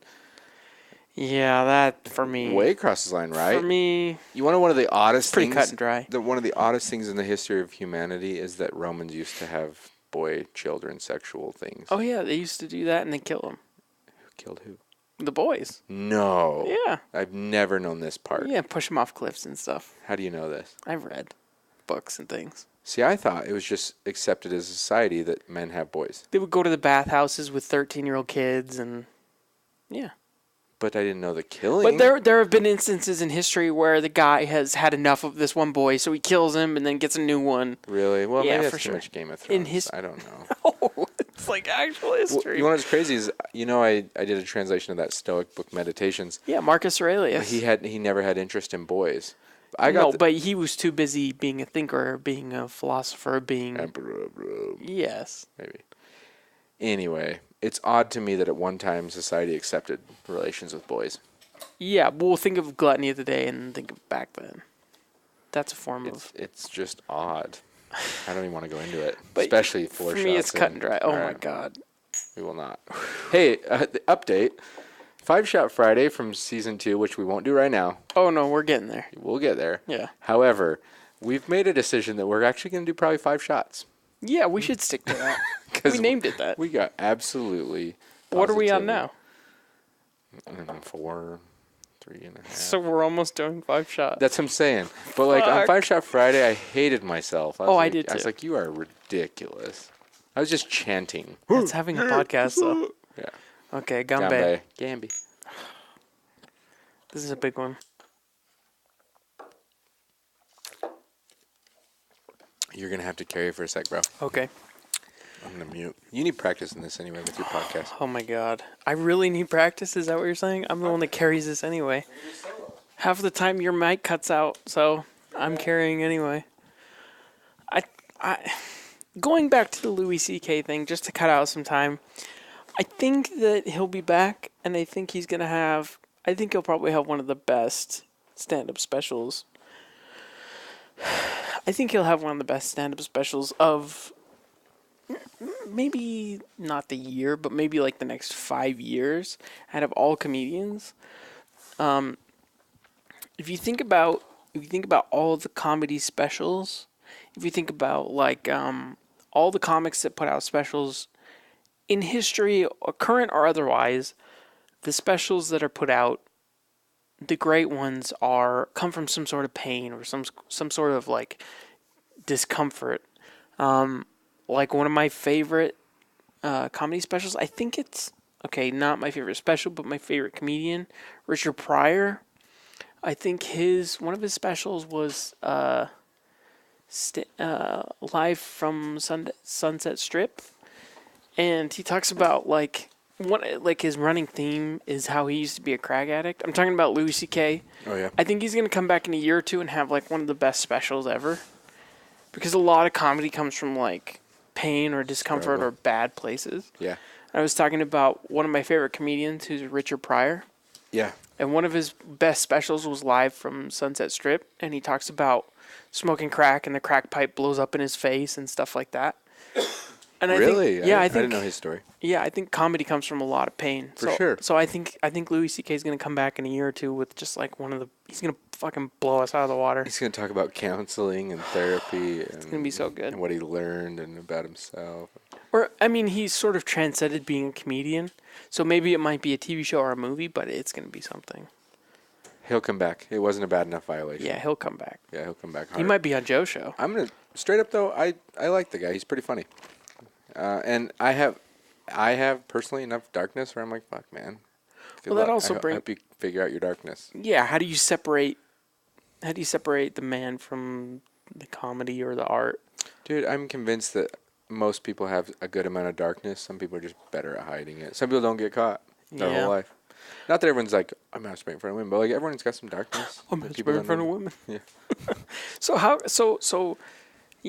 I think we do a pretty good job in certain fields of separating the person from the talent.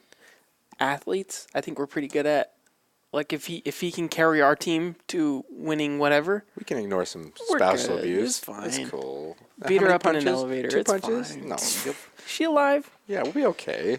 But yeah, I think I don't know. Maybe I need to separate Louis C.K. from Try this one on. Think of all the the big trap. Yeah, try all the big gigantic companies out there. How many of the CEOs or presidents are just dirty, and they're not getting caught? They're not in the public eye. They're filthy rich. They're abusing their power. Did you see McJaffee, the documentary? Mick Jaffe? Gringo McAfee. Oh, I haven't seen that one. No, Yeah. but I know his story. Fucking Where'd he move to? Peru or Brazil. somewhere like that? And he had like a drug company and Oh man, why can't I think of the place? It's on the top of my head. I know a buddy who went there. Costa Rica, It's like Belize. Belize. Went to Belize. That's right. Yeah, he's just kind of slime. Killed his neighbor's dogs or something. Yeah. Yeah. I No, remember. someone killed his dogs. Someone killed his dogs and his neighbors died or something. Yeah, dude, but they did the whole documentary and they talked about he had like 3 chicks and he had guys with assault weapons because those are legal. So Yeah. he had his personal bodyguard set up and then he had his multiple chicks and then there was a point in the documentary where they make it very obvious and they're like, so what did you do to live and be like this and they're like, I had a special hammock and I had a hole and I take poop on his face. And I was like, what? I hit rewind on Netflix. I was like, she did not say that. And they're like, did you ever have sex with him? No sex. I poop on face. And it was like, what? And then they have 2 other of his chicks say it. So he had a McAfee hammock with a slit in it. And he had his chicks. Yeah. That's how they drove home his nuttiness. But see, to me, that's not as bad as jerking off without consent. Whoa, no. It's not. Okay, hold on. But Hold on. But I need to preface No, you everything. don't. I need to preface No. everything. I need The person who we're talking about invented the McAfee antivirus. someone would have. So he's the one. So if you get a computer and it's like McAfee antivirus, he invented that. So he got rich off that. He's a billionaire. Yeah. And they started trying to take his money, so he moved to Belize or something. No, happened. he went from 100 million to 10 million. Yeah. On the 08 bus. Yeah. So he moved to Belize, and this is who you're talking about, just for people's reference. Hold on. If you had to be the pressuring women to masturbate in front of them guy, or the I shit on women's faces through a hammock guy, who do you want to be? Wait, he shit on their faces? Yes. Oh. Okay. No, they shit. No. I'm wrong. I'm like 5 shots in. Okay. They shit on his face. But see, here's the But thing. who do you want to be? No, I know that, but I'm saying socially, paying someone to shit on your face is not as bad as jerking off, even if they say no. Oh, so the pressure on the person? The pressure on the masturbation woman is worse than the pressure on... That's what I'm saying. Yeah. She's like, If I'd rather... She's like, yeah, I say, well, shit on Who your would face. I rather get caught being? Who would you rather get caught being? Which guy? Oh my god, dude. This is the I've either got to have it. This is the greatest what would you rather. Like, I've either got to have someone shit on my face or jerk off and use my power as yes, you have to choose. Let me think real quick. Let me just give some music for the listeners. Okay, so do you have yours or no? Let me think. I have mine.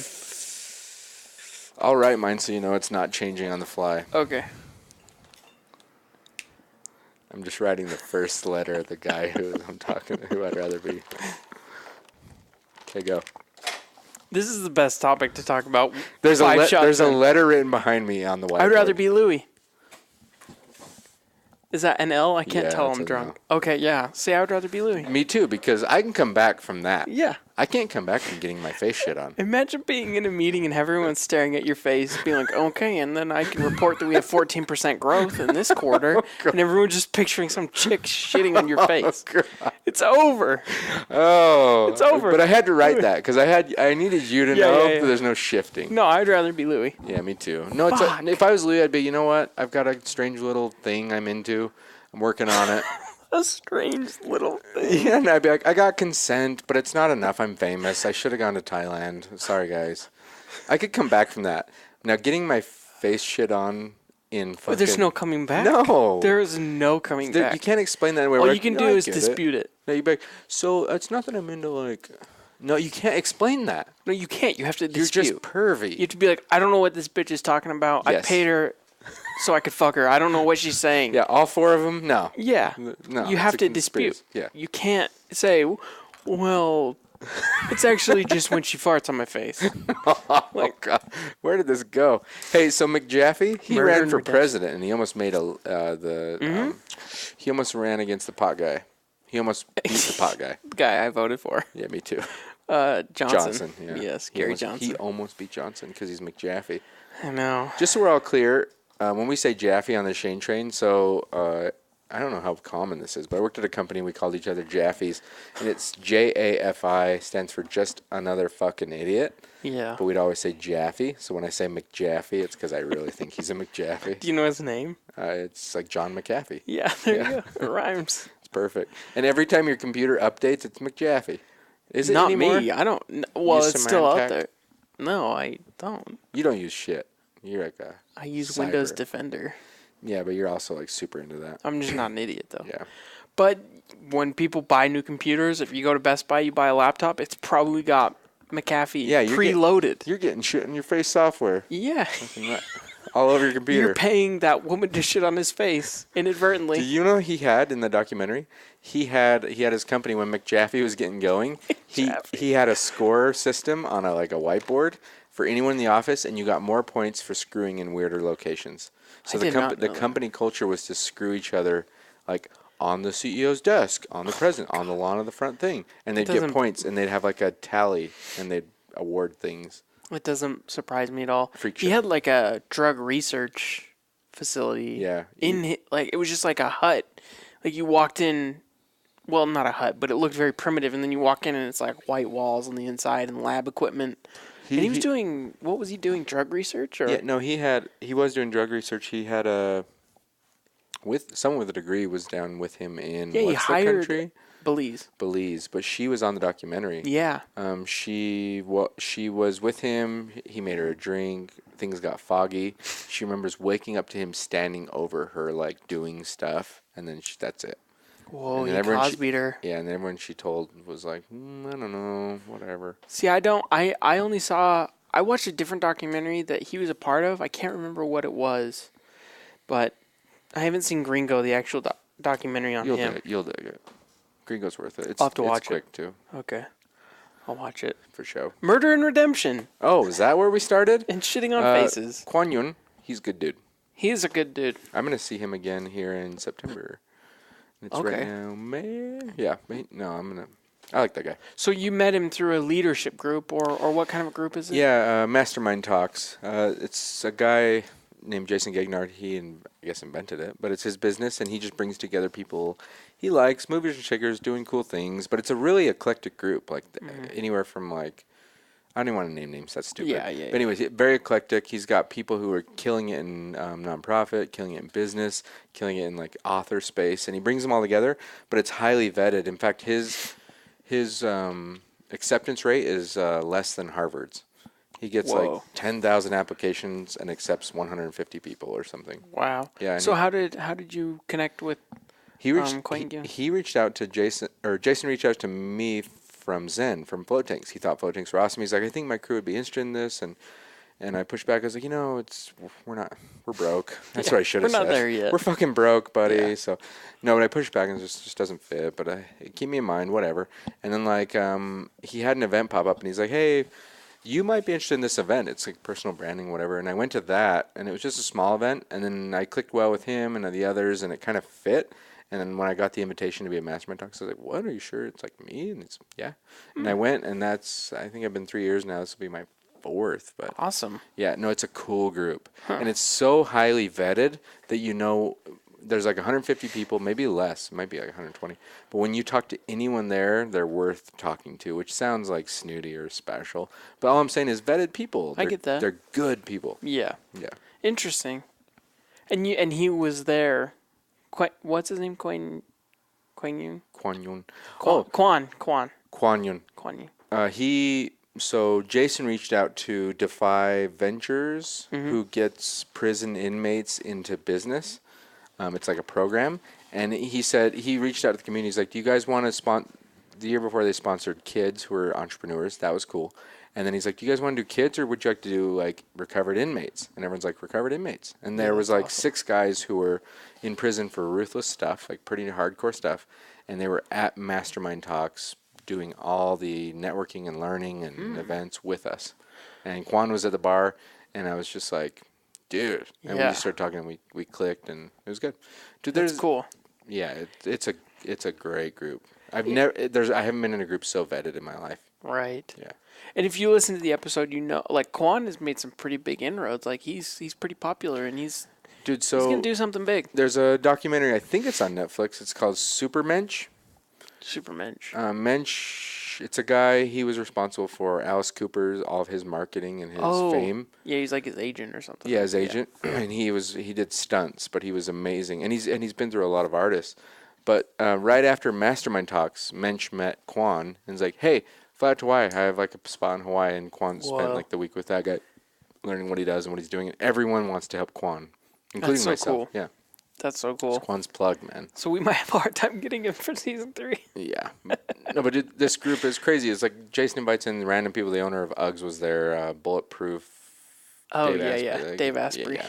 Keeps all these guys coming in. So cool. It's like pretty good. Awesome. Yeah. That was such name dropping. But anyway. But it's vetted. It's fine. The next episode we did after that, which I think is 8. I don't know. We're like 5 shots in. So Chris Plow. What time is it? I love Chris Plow. Yeah, he was very inspirational. I met him through MMT shit. You guys really clicked on that episode more than I did. Yeah, so I met Chris Plow, who I believe at the personal branding thing with Jason Gignard's stuff. But what was crazy is I was talking about what I do, and he's like, "Yeah, I bought one of your first tanks." Oh, really? Yeah, he's a floater guy, and then he happens to have a very cool story which we cover in the episode. Yeah. 2 stories. Did we cover Siberia? We did. We covered a couple of stories. He's got a lot. Naked on stage. He drove across Siberia in a motorcycle. He did an ambulance. In an ambulance too, yeah. What was where did he go in the ambulance? It's like Russian or something. I can't remember. Again, this is like the worst time to try and remember facts. Yeah. Hey, 5 shots in. Let's remember all the details. But I know he did cross country on a motorcycle, and he did an ambulance something similar on an ambulance. They were trying to maybe Africa or something. They were trying to deliver the ambulance for the town for the village to use. Yeah, but it was like a month race. Yes. Yeah. And I can't remember. God, we're so unprofessional. Oh, we should have notes. We are actually the worst. But how cool is Chris Plow? He's a good dude. He's so cool. One thing that he did that stuck out to me was he gave all his stuff away. Oh, yeah, Plowshare. Yeah, Plowshare. And I mean, he had like high-end stuff. Camera lenses, cameras, laptops, MacBooks, just any sort of equipment. I bet he gave away $100K in gear. Oh, easy. He's like, I've got tons and tons and tons of shit. I'm not using it right. Yeah. Who could use it? But what's cool is he made everyone prove how they could use it. Not prove, but like... Yeah, tell me what you're going to do. Why would this mean anything to you? I'm not giving stuff away. And people would be like, oh my God, I've always wanted to have a career in photography and this and this. I need this camera, and bam, it's yours. Yeah, and what's cool is like that was probably a reminder to them. Like if he said, yeah, you can have my MacBook, but what are you going to do with it? Well, I want to learn to code. And so that guy probably said, he gave me this MacBook. Sets expectations. So then he probably started to learn to code, and now he's probably, you know what I mean? So he gave away so much stuff. For his birthday, he's like, hey, I'm just doing a fundraiser for like, I think it was Pencils of Promise, a good book. Yeah. But I think he raised, I forget how much he raised on his birthday, but it was a lot. Yeah, all around, pretty inspirational dude. I got some feedback on that one. I didn't really talk that much. Did you get feedback? Oh, it was comedian stuff, I think. No, I got feedback from people from the listeners saying to talk, because I didn't talk very much. It was more your guys. Oh, you didn't? No, I didn't really talk that much on that one, but I was a listener. I have heard Mason should talk more from probably 10 people. I know, I'm the worst. No, you're not anymore. I'm just the worst. There's only so much space, man. That's true. So that's true. It's good. But Chris Plow is great. I like just listening to that guy, because I mean, even like the naked on stage stuff. I'm not going to tell you. Would you get naked on stage? No. My dick's too big. No, I wouldn't. I know you were prepped for that. You had a comedy routine. Yeah, but no. So just like listening to that story, I'm not going to give it away, but just like how it happened, Yeah, is hilarious. the whole naked on stage. Like, part of me goes, yeah, if I was just fresh out of a hot tub and I was on a Xanax and like everything's loose and flowing, like, yeah, I'm all over that. But I have a fear that I would be nervous and it'd be cold and it'd be like Vienna sausage. No, I would need a fluffer. You know what I mean? Like, check out my light switch. Yeah, and no, the good. curtains closed. And you can never explain it again. More of a grower than a shower. Yeah. Well, it wasn't just a straight up like, hey, you're gonna get naked on stage. Yeah. Go listen to the episode. You'll enjoy it. Let us know if you would get naked on stage. I feel like women are easier to get naked on stage. What? So they got the top to worry about, but then the rest pretty much looks right. Do you Especially worry from about 100 it, feet. Like, honestly. But do you worry about it? What? Okay, let's say there's a woman and there's 100 men that look at her. Do you think any of those 100 men are gonna be like, nah, I'm good. I don't want to look at it. She's fine. Okay. There's nothing that's going to let's just say it's average. as a woman. Okay, so if there were 100 women and one guy, how many women would be like, you know what, I'm good. I had sex with my husband last week. I'm probably good. It's so different. Yeah, it's so different. It's easier for a woman to get naked on stage. Yeah, I'm going to go with that. Okay, should we go to the next Pretty one? much you're wanted most of the time by most men. It's so easy to be a woman, dude. Wow. I'm taking that. That was sarcasm, by the way. A little. Okay. A little honesty as well. Anything about Plow? I want to have him back. We will. He'll be back. No, I'm going to see him again in September, so I'm excited. Cool. That guy can actually, he can cut deep fast. Okay, we got 3 left. Do you have time? Yeah, for sure. Okay. Yeah, it's like 5 o'clock. I got to get out here by 5:30 latest. Okay. So the next one is the death of the plant. So how many views do we got on YouTube? Like 30? Oh, that's very inflated. Episode downloads. I think this was for us. Episode. How did we do on episodes? It was higher than average for the episode downloads on podcasts. Really? But YouTube views. Yeah. I'm not giving away our numbers. Our stats. No, but honestly, I thought the video would be a little more. I thought someone would care. It was funny. I don't think we spent a lot of effort on it. We didn't even push it. Well, I did a little bit. Did you? I was on Twitter pretty heavy for a while there. Really? Yeah. No one cared? It didn't really get traction, but it wasn't coming from the ShaneTrain. It was just like Mason Butterfield shared this. Yeah, exactly. Oh my god. Exactly. But it's such a well-produced video. All right, I'm going to just promote it. But we need to promote it through ShaneTrain, like not just an individual. I can say, hey, look what this podcast did, but if it comes from ShaneTrain, that will carry more weight. All right, $100. Let's do it. Okay. See how far that goes. Yeah. Like I said, I pushed it on great. Twitter, but that's, Twitter's a tough realm. Yeah.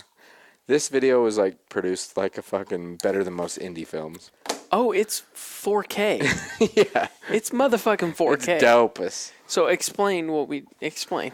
Oh man. So we had a plant. We made a bunch of rules, like if it's gonna live or die. It ended up dying, but no one downloaded that episode. This is so funny how we look in that corner. Yeah, but no one downloaded that episode. It was season 1. It was a good episode. It was an early episode. It was called the plant episode. Yeah. I would skip that. I'd be like, I don't give a fuck about your plant. Anyway, second episode, we come in. We're like, we're gonna kill the plant, and we talk about all the reasons why in the story, and then we go into killing it. And I think we played the audio of the execution. We did. We hired 3 guys. They were pretty serious professionals. Yep. And we had an executioner, we had a priest, and we had like some guy help kill the plant. We hired a director. Yeah, we hired a director. 4K video. Like Yep. all expenses were fucking. What's the word? It was covered through our shirt Spared no sales. expense. All of our shirt sales covered that. We had a fog machine. We did. We had an axe. We had duct tape and candy cigarettes. We actually killed it. Yes, it was beheaded. Yeah. But the thing is like I feel like it was an inside joke for us. It was. So even like at the end of the day, even if it doesn't pick any traction, if it doesn't get any traction, so funny. for us it was still great. It was. And that's what this is.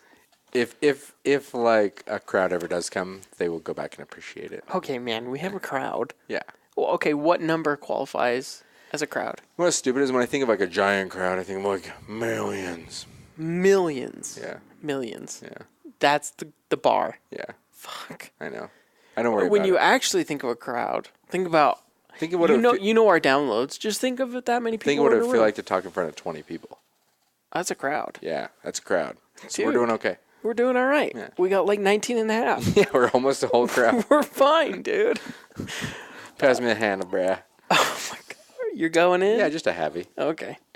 That sound effect. This is what it sounds like when a handle of Fireball spins. This is perfect. Next episode. Oh, you got God. any parting wisdom from the plant? Just try the video. You might like it. Yeah. I'm sad it didn't hit, but the first episode I'm talking about. But I think we followed up with the second. What's with the sound effects?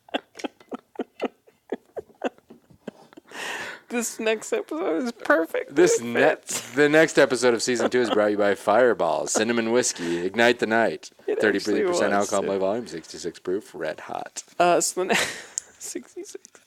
The next one was 5 Shot Friday. So 5 Shot Friday. How long was the actual episode? 4 hours, 3 hours and 44 minutes. You edited it. I did. You turned it into an hour and a half. Yeah. Turned it into an hour and a half. So we lost 2 hours and 10 minutes, 15 Of minutes. fucking garbage. Not garbage, but like, drunk yelling and bets and challenges. When there were words you could hear, like you could decipher, it was garbage. I listened to your first edit. I don't remember how long it was. And I was like, just from about this point on, just use a lot of fast forwarding and then just play like select clips that are sensational. Yeah. You did a good job. I will say that episode was the biggest team effort as far as editing goes we've ever had. It was a lot of bouncing We back almost and forth. scrapped it. In fact, the committee pushed back. Yeah, we got some pushback from the committee. Yeah, and we re-edited. But the final episode, when I gave it to the committee, the feedback I got was a lot better. It was good. It was You passable. cut 3.5 into 1.5. Yes. 2 hours of fucking drunkenness were cut out. So does it make you sad that no one will ever hear? No. It was not like even at all. a lot of the times it was inaudible. Even what they can hear, I don't need them to. It's I know. I remember listening in my truck to like the last edit, and I was like, "Ooh, fuck! These last 20 minutes are so hard." But I was like, "Funny, good fast forwarding, a little more fast forwarding. Cut this," and it was like, we trimmed it up. I feel like that's the case with all of our episodes. Like there's like this really funny nugget, and then it's just a shell of like. There were so many funny moments in that 5 Shot Friday, but it was just surrounded by an hour Chaos. of inaudible like Drunk screaming and. I just start like, "Yeah, what's up, man?" And I just start like, Oh, you have an alter ego. yeah, I'm a different person. It's like Jekyll and Hyde. It is. Yeah. I quit talking. I just Yeah, you don't talk. You just yell sounds. Super aggro. Everyone was a pussy. Oh, yeah. So this is something deep in my psyche. A pussy is the worst thing. It's not female. I'm definitely gonna say it's not female. It's just weak. So there's something about weakness. And But why? it's the pussy and a female and it being weak has nothing to do with female. It's just like there's this whatever weakness. Pussy, pussy, pussy. What is that? That's my worst fear is being weak. That's so loaded. Yeah, no, women aren't weak. But I arrived on pussy, the word, The as an word. 8-year-old or 9-year-old. Yeah. But anyway, so something about It's like being a any of pussy. the other ones. It's the man card. It's pussy. Yeah. Yeah. I've quit saying retard. Yeah. I quit saying most of the time. Downs. Downs. Yeah. Yeah. I have friends with Downs children. Yeah, me too. So I feel we're like evolving. in We've this come a relationship. long way. We dude. have. I'm patting myself on the back. Yeah. Let's not even honestly. talk more. Yeah, no, let's it's just fine. call it. We're 5 Shot Friday. We're evolving as a podcast.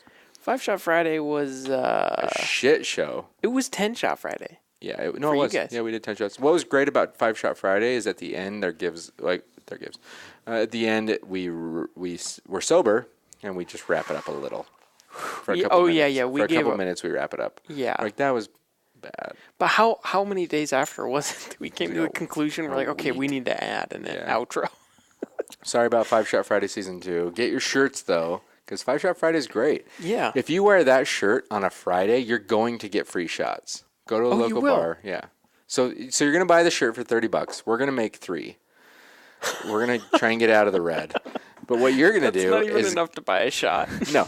But you're gonna go to the bar and you're gonna get easily 5 free shots. And if you're a chick, you'll get free shots anyway without the shirt. But probably Yeah. like double the free shots. Yeah. So go to your favorite bar with a 5 Shot Friday shirt, spend $30, and you will have it paid for first night. Also, if you take a picture in your Gambé shirt and you're local, we'll buy you a shot. Yeah. So sure. That's great, Shane's mom. You So want we'll a free spend shot? all the profits, and we'll get you a shot of the cheapest thing we can find. Yeah, just bottom of the barrel stuff. And it's worth it.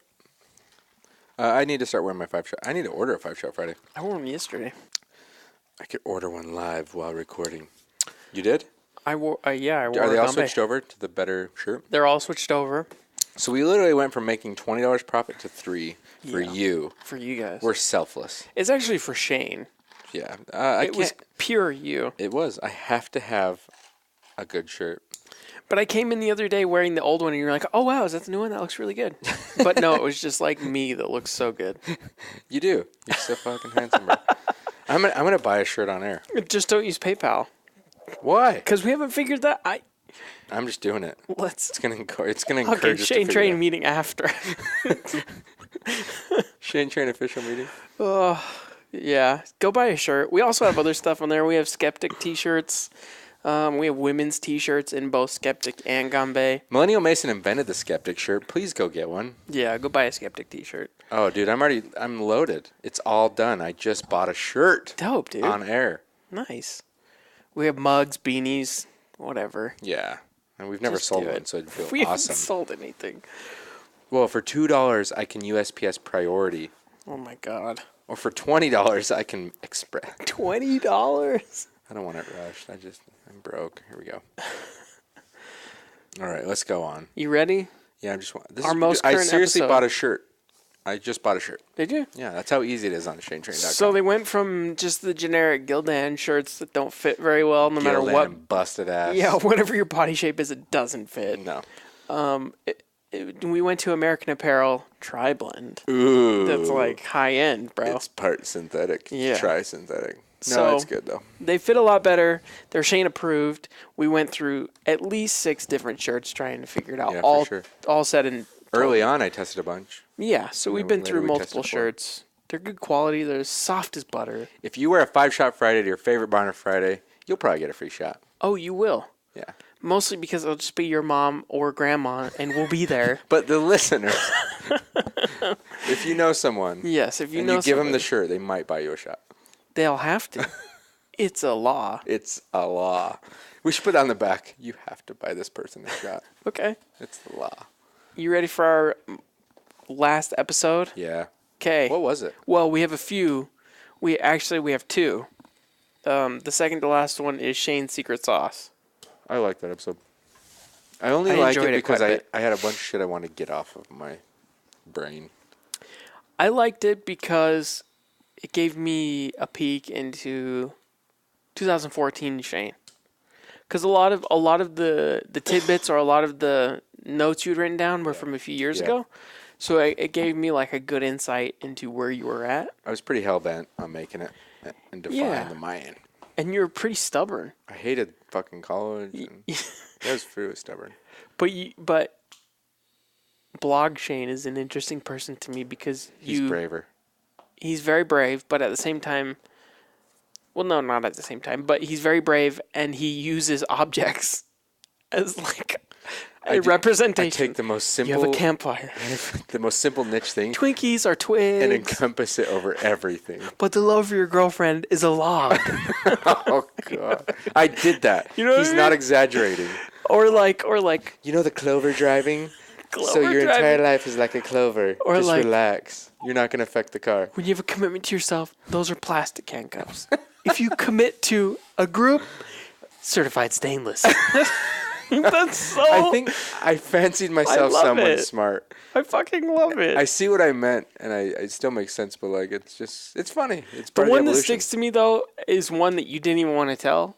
The mountain. The camping gear.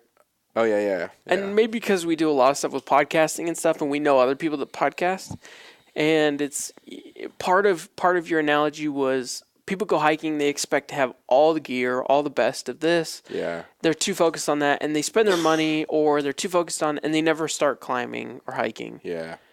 And I know people that have to have the best of this. They don't just get started and then figure it out along the way. They have to get everything in order before they start. You've witnessed this. I've witnessed it. You've witnessed, like, we just jump in. Yeah.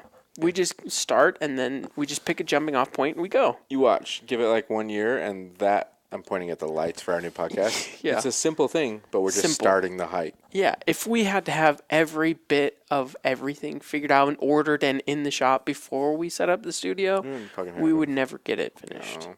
And I know a lot of people that even start podcasts, they think they need to have everything, the best of everything. I'm going to write a book. I'm going to fucking produce a podcast. I'm going to, you name it.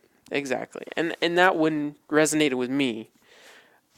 I'm glad that. But I like certified stainless handcuffs. Yeah, they were. No, Shane's Secret Sauce was. I was gonna do a solo cast, dude. I would have fucking shit that was the bed, one. like shit in the bed. No, seriously, because not true. You poked holes where I didn't see holes, and then I would have gone hard on stuff that was like totally not interesting. The thing is, a lot of the lessons you've learned along the way have been from a few years ago. So you had a different perspective. I remember when we recorded. I remember reading it and being like, I remember the Shane I was then. It was a little more aggressive, a little more like I knew too much. Yeah. But there was some good shit in there. Yeah, there definitely was. I was just there for background noise. What do you think of the bathtub? I'm a self-depriver. So bad. I fucking hated it. Really? No. But in the context, you understand me more, right?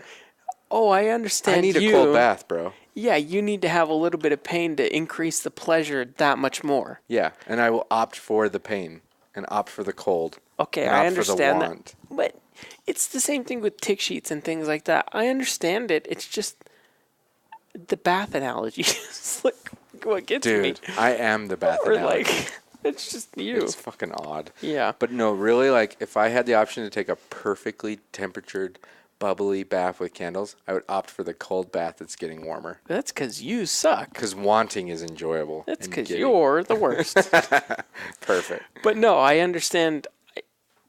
I understand you better. Okay. And that's fine. But you suck. But when are you going to do your Soulcast, motherfucker? I don't know. We had one set out, and I feel like your first Soulcast is going to be video. Video. Dude, video. You're brave. Yeah, video. Video solo cast. Solo video. So brave. You haven't done a solo either. No, I haven't. This was going to be it. You could have done it. Yeah. It wouldn't have been as good. It would have worked. It would have been good. So, real quick, what makes a great solo cast? Just knowing the shit of what you're going to talk about? Just like I know every last detail. I'm just going to I'm just going to throw it all up. Blah. What makes a good solo cast is being comfortable. Being comfortable in the silence, being comfortable in not getting feedback or playing that ping pong. Who's your favorite solo cast? There are two. Bill Burr does a solo podcast every week, solo by himself. And then Theo Vaughn, he's another comedian, solo by himself. Do they sit with silence and handle the ups and downs? Yeah, they just talk. Damn. Can you carry this for like 30 seconds? Speaking of fucking, I don't know. Fuck. Here's your chance. I'm just going to edit it out. No, you're not. Oh my God. Do it. Tell them about video podcast. Oh my God, I'm so excited about video. We are going to have, well, actually, I'm not going to tell you, but I really, really need you guys to send stuff in because Shane's been to the DI, which is Desert Industries, which is, I'm trying to think of what they are. They're like a thrift. No, they're like a used store. So it's like a local store here where people give their old shit away and you take it, which is really weird. But he's been to the DI to find like eclectic things, and we couldn't find anything that really fit the ShaneTrain style. So I am putting a call to action out there. If you're a real ShaneTrain fan, you will send in something. I don't care if it's a pencil holder. I don't care if it's your favorite beer mug. I don't care if it's your child. As long as you send something in, we'll put it on the set or like in the podcast studio, and you'll be a part of ShaneTrain history. Yeah, do it. We've been to the DI. We couldn't find anything that fit the ShaneTrain style. I've been to the DI, yeah. We need your help. So this is a call to action. If you're a real ShaneTrain fan, Yeah, and if you own a company called Plastic Banana, get your shit together and send us something. That is Plastic Banana, and their website is Project Plastic Project Plastic with K's. with K's. Yeah. You fuckers, send us something. You fuckers. Can we use plural with that? Yeah, there's 2 of them. Okay. 3 of them. 3 of them. Two of yeah. them? Yeah. 3 of them. All right. So yeah, we really. I mean, Do you think Sean listens to this? yeah, he listens just to hear us talk about Sean. He's like, I know he does because he says, I hear you guys talk about every fucking episode. We do. We do. He's a legend. We have a Sean episode every. Or we have a Sean story every episode. Every episode, something pops. Yeah. Okay. Next episode, last one, most current. Yeah. The episode that pretty much wrapped the season up, other than this episode, was Floyd Menis. I wish you would have fucking been there. How do you say his last name? Meniscue? Not gonna try. Okay. But Floyd. It's very sophisticated. He owns, I think, InfoQ? Software Programming Conference. Yes. But they have it in the U.S. and London or UK. Very intelligent guy. Beyond, and he's like a fucking computer when it comes to data and knowledge. I'm in a mastermind with him. Philip McKernan has a group. It's like 12 of us, maybe 15. But that's how I met Floyd, and we got talking on random things like the fate of humanity on the way back from like Whole Foods or something. And he had a fucking dictionary in his head, and I was like, dude, you gotta come do that on the podcast. Yeah. So he did, and then Mason happened to be gone. I know. God, dude, you would have been so good because you're like tech, millennial, young. I know. We had that one booked, and I knew he was a guest, and I was really excited, and then it just happened to fall, and when I wasn't there, and I was so bummed. I think we should choose a specific topic and have him back. We should. But we need a specific topic. He was very excited. I mean, it sounded like he would be happy to be back. He's super into it. It was when he first started pushing what he's working on, which is like he's interested in the universal basic income, and he's interested in helping, I don't know if you say it, but like fix globalization or how we're going to handle robotics and AI. 'Cause it's coming. It's already here, especially by him. So I wasn't there, like you said, but I edited the episode, and you can tell he's just. I mean, he's one of those guys that like you and I think we have some information, but then you realize, oh, this isn't a level playing field. Like there are people out there that are just like too smart. Actual facts? That are like really smart. Actual facts. Instead of like just generally thinking about what it probably was. Like there's you and me, and then there's Floyd, and Floyd is just in a league of his own. I love his artwork. It's like fucking him and a robot, like handshaking, so with like him like theorizing in headphones. Yeah. I know, it's perfect. It is. But he's just a brilliant guy, and he had a lot of smart ideas and a lot of information that he left people with about the middle class disappearing and jobs. And he's like smart and quirky and just like lovable. Like it's crazy. Like people just love him because he's different in a great way. He is. Yeah. And I think he had a lot of great points, but it makes me wonder, universal basic income.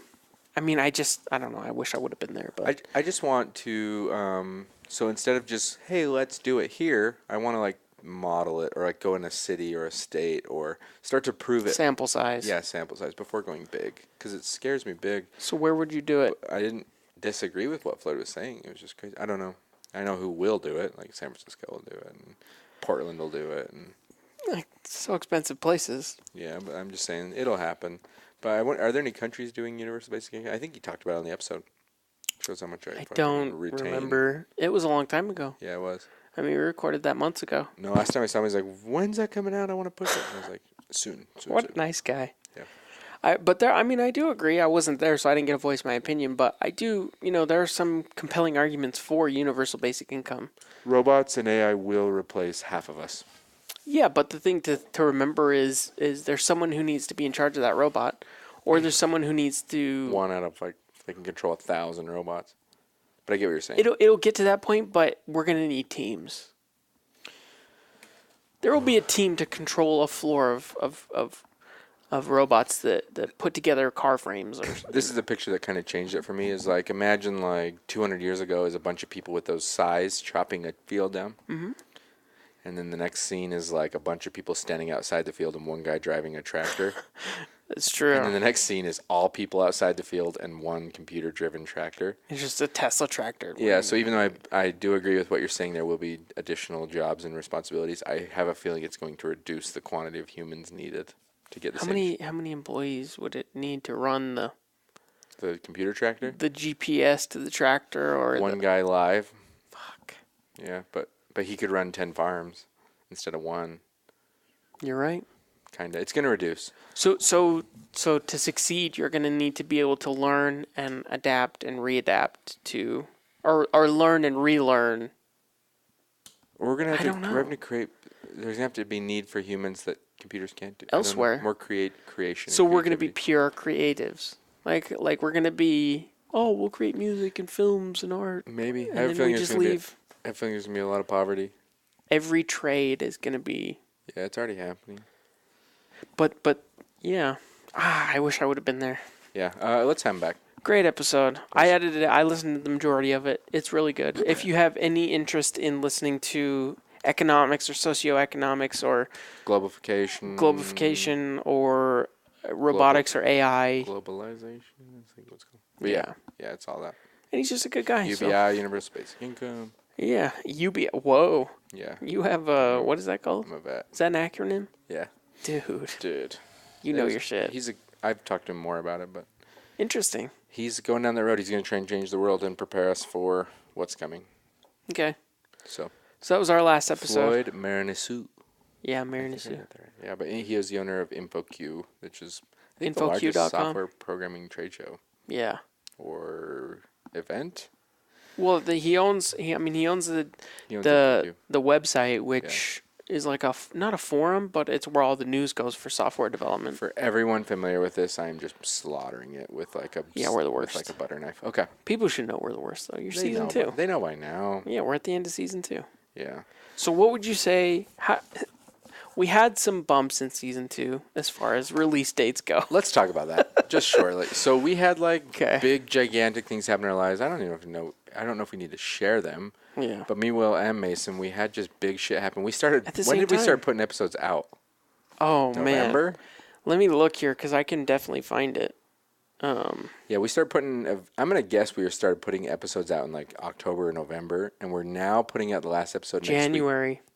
Oh, okay. So we started this year, January. So we're gonna post like 10 or 12 episodes in 5 months. Yeah.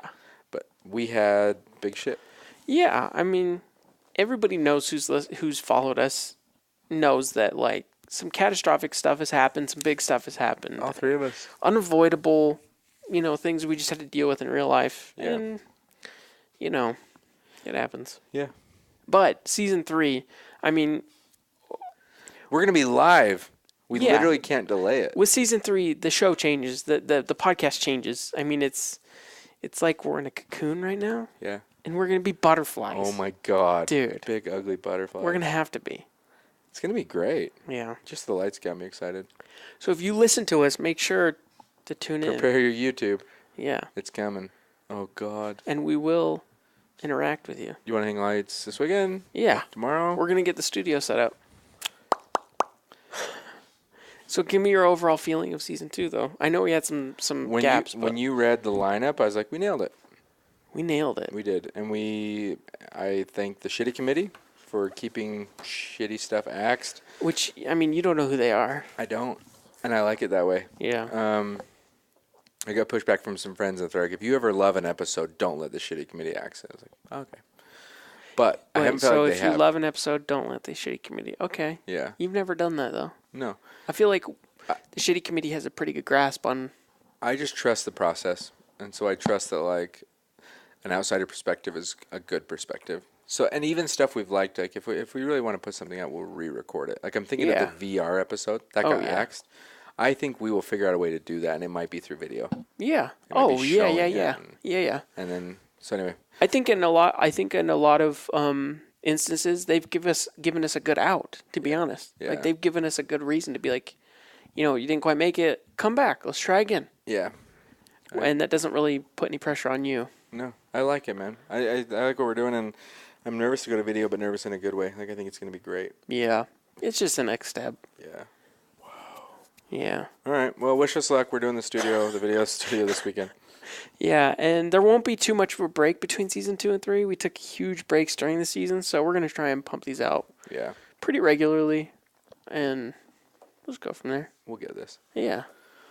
Thanks for listening. Tell your friends, buy your Gambay shirts or your 5-Shot Friday. If you go to a bar with a 5-Shot Friday shirt, you're going to get free drinks. So. Also, if you scan your shirt through ScanWiz, you'll get a free shot. ScanWiz.com is our biggest unofficial sponsor. Scan your balls, send a picture in, and they will send you a picture of their balls. Perfect. All right. We're out. They call me a listener, they say that I should start to explore everything. Oh, I may be a listener and maybe I should. There's joy in the message I bring. ShaneTrain, ShaneTrain. I am free and at ease. I record what I please. ShaneTrain, ShaneTrain, ShaneTrain.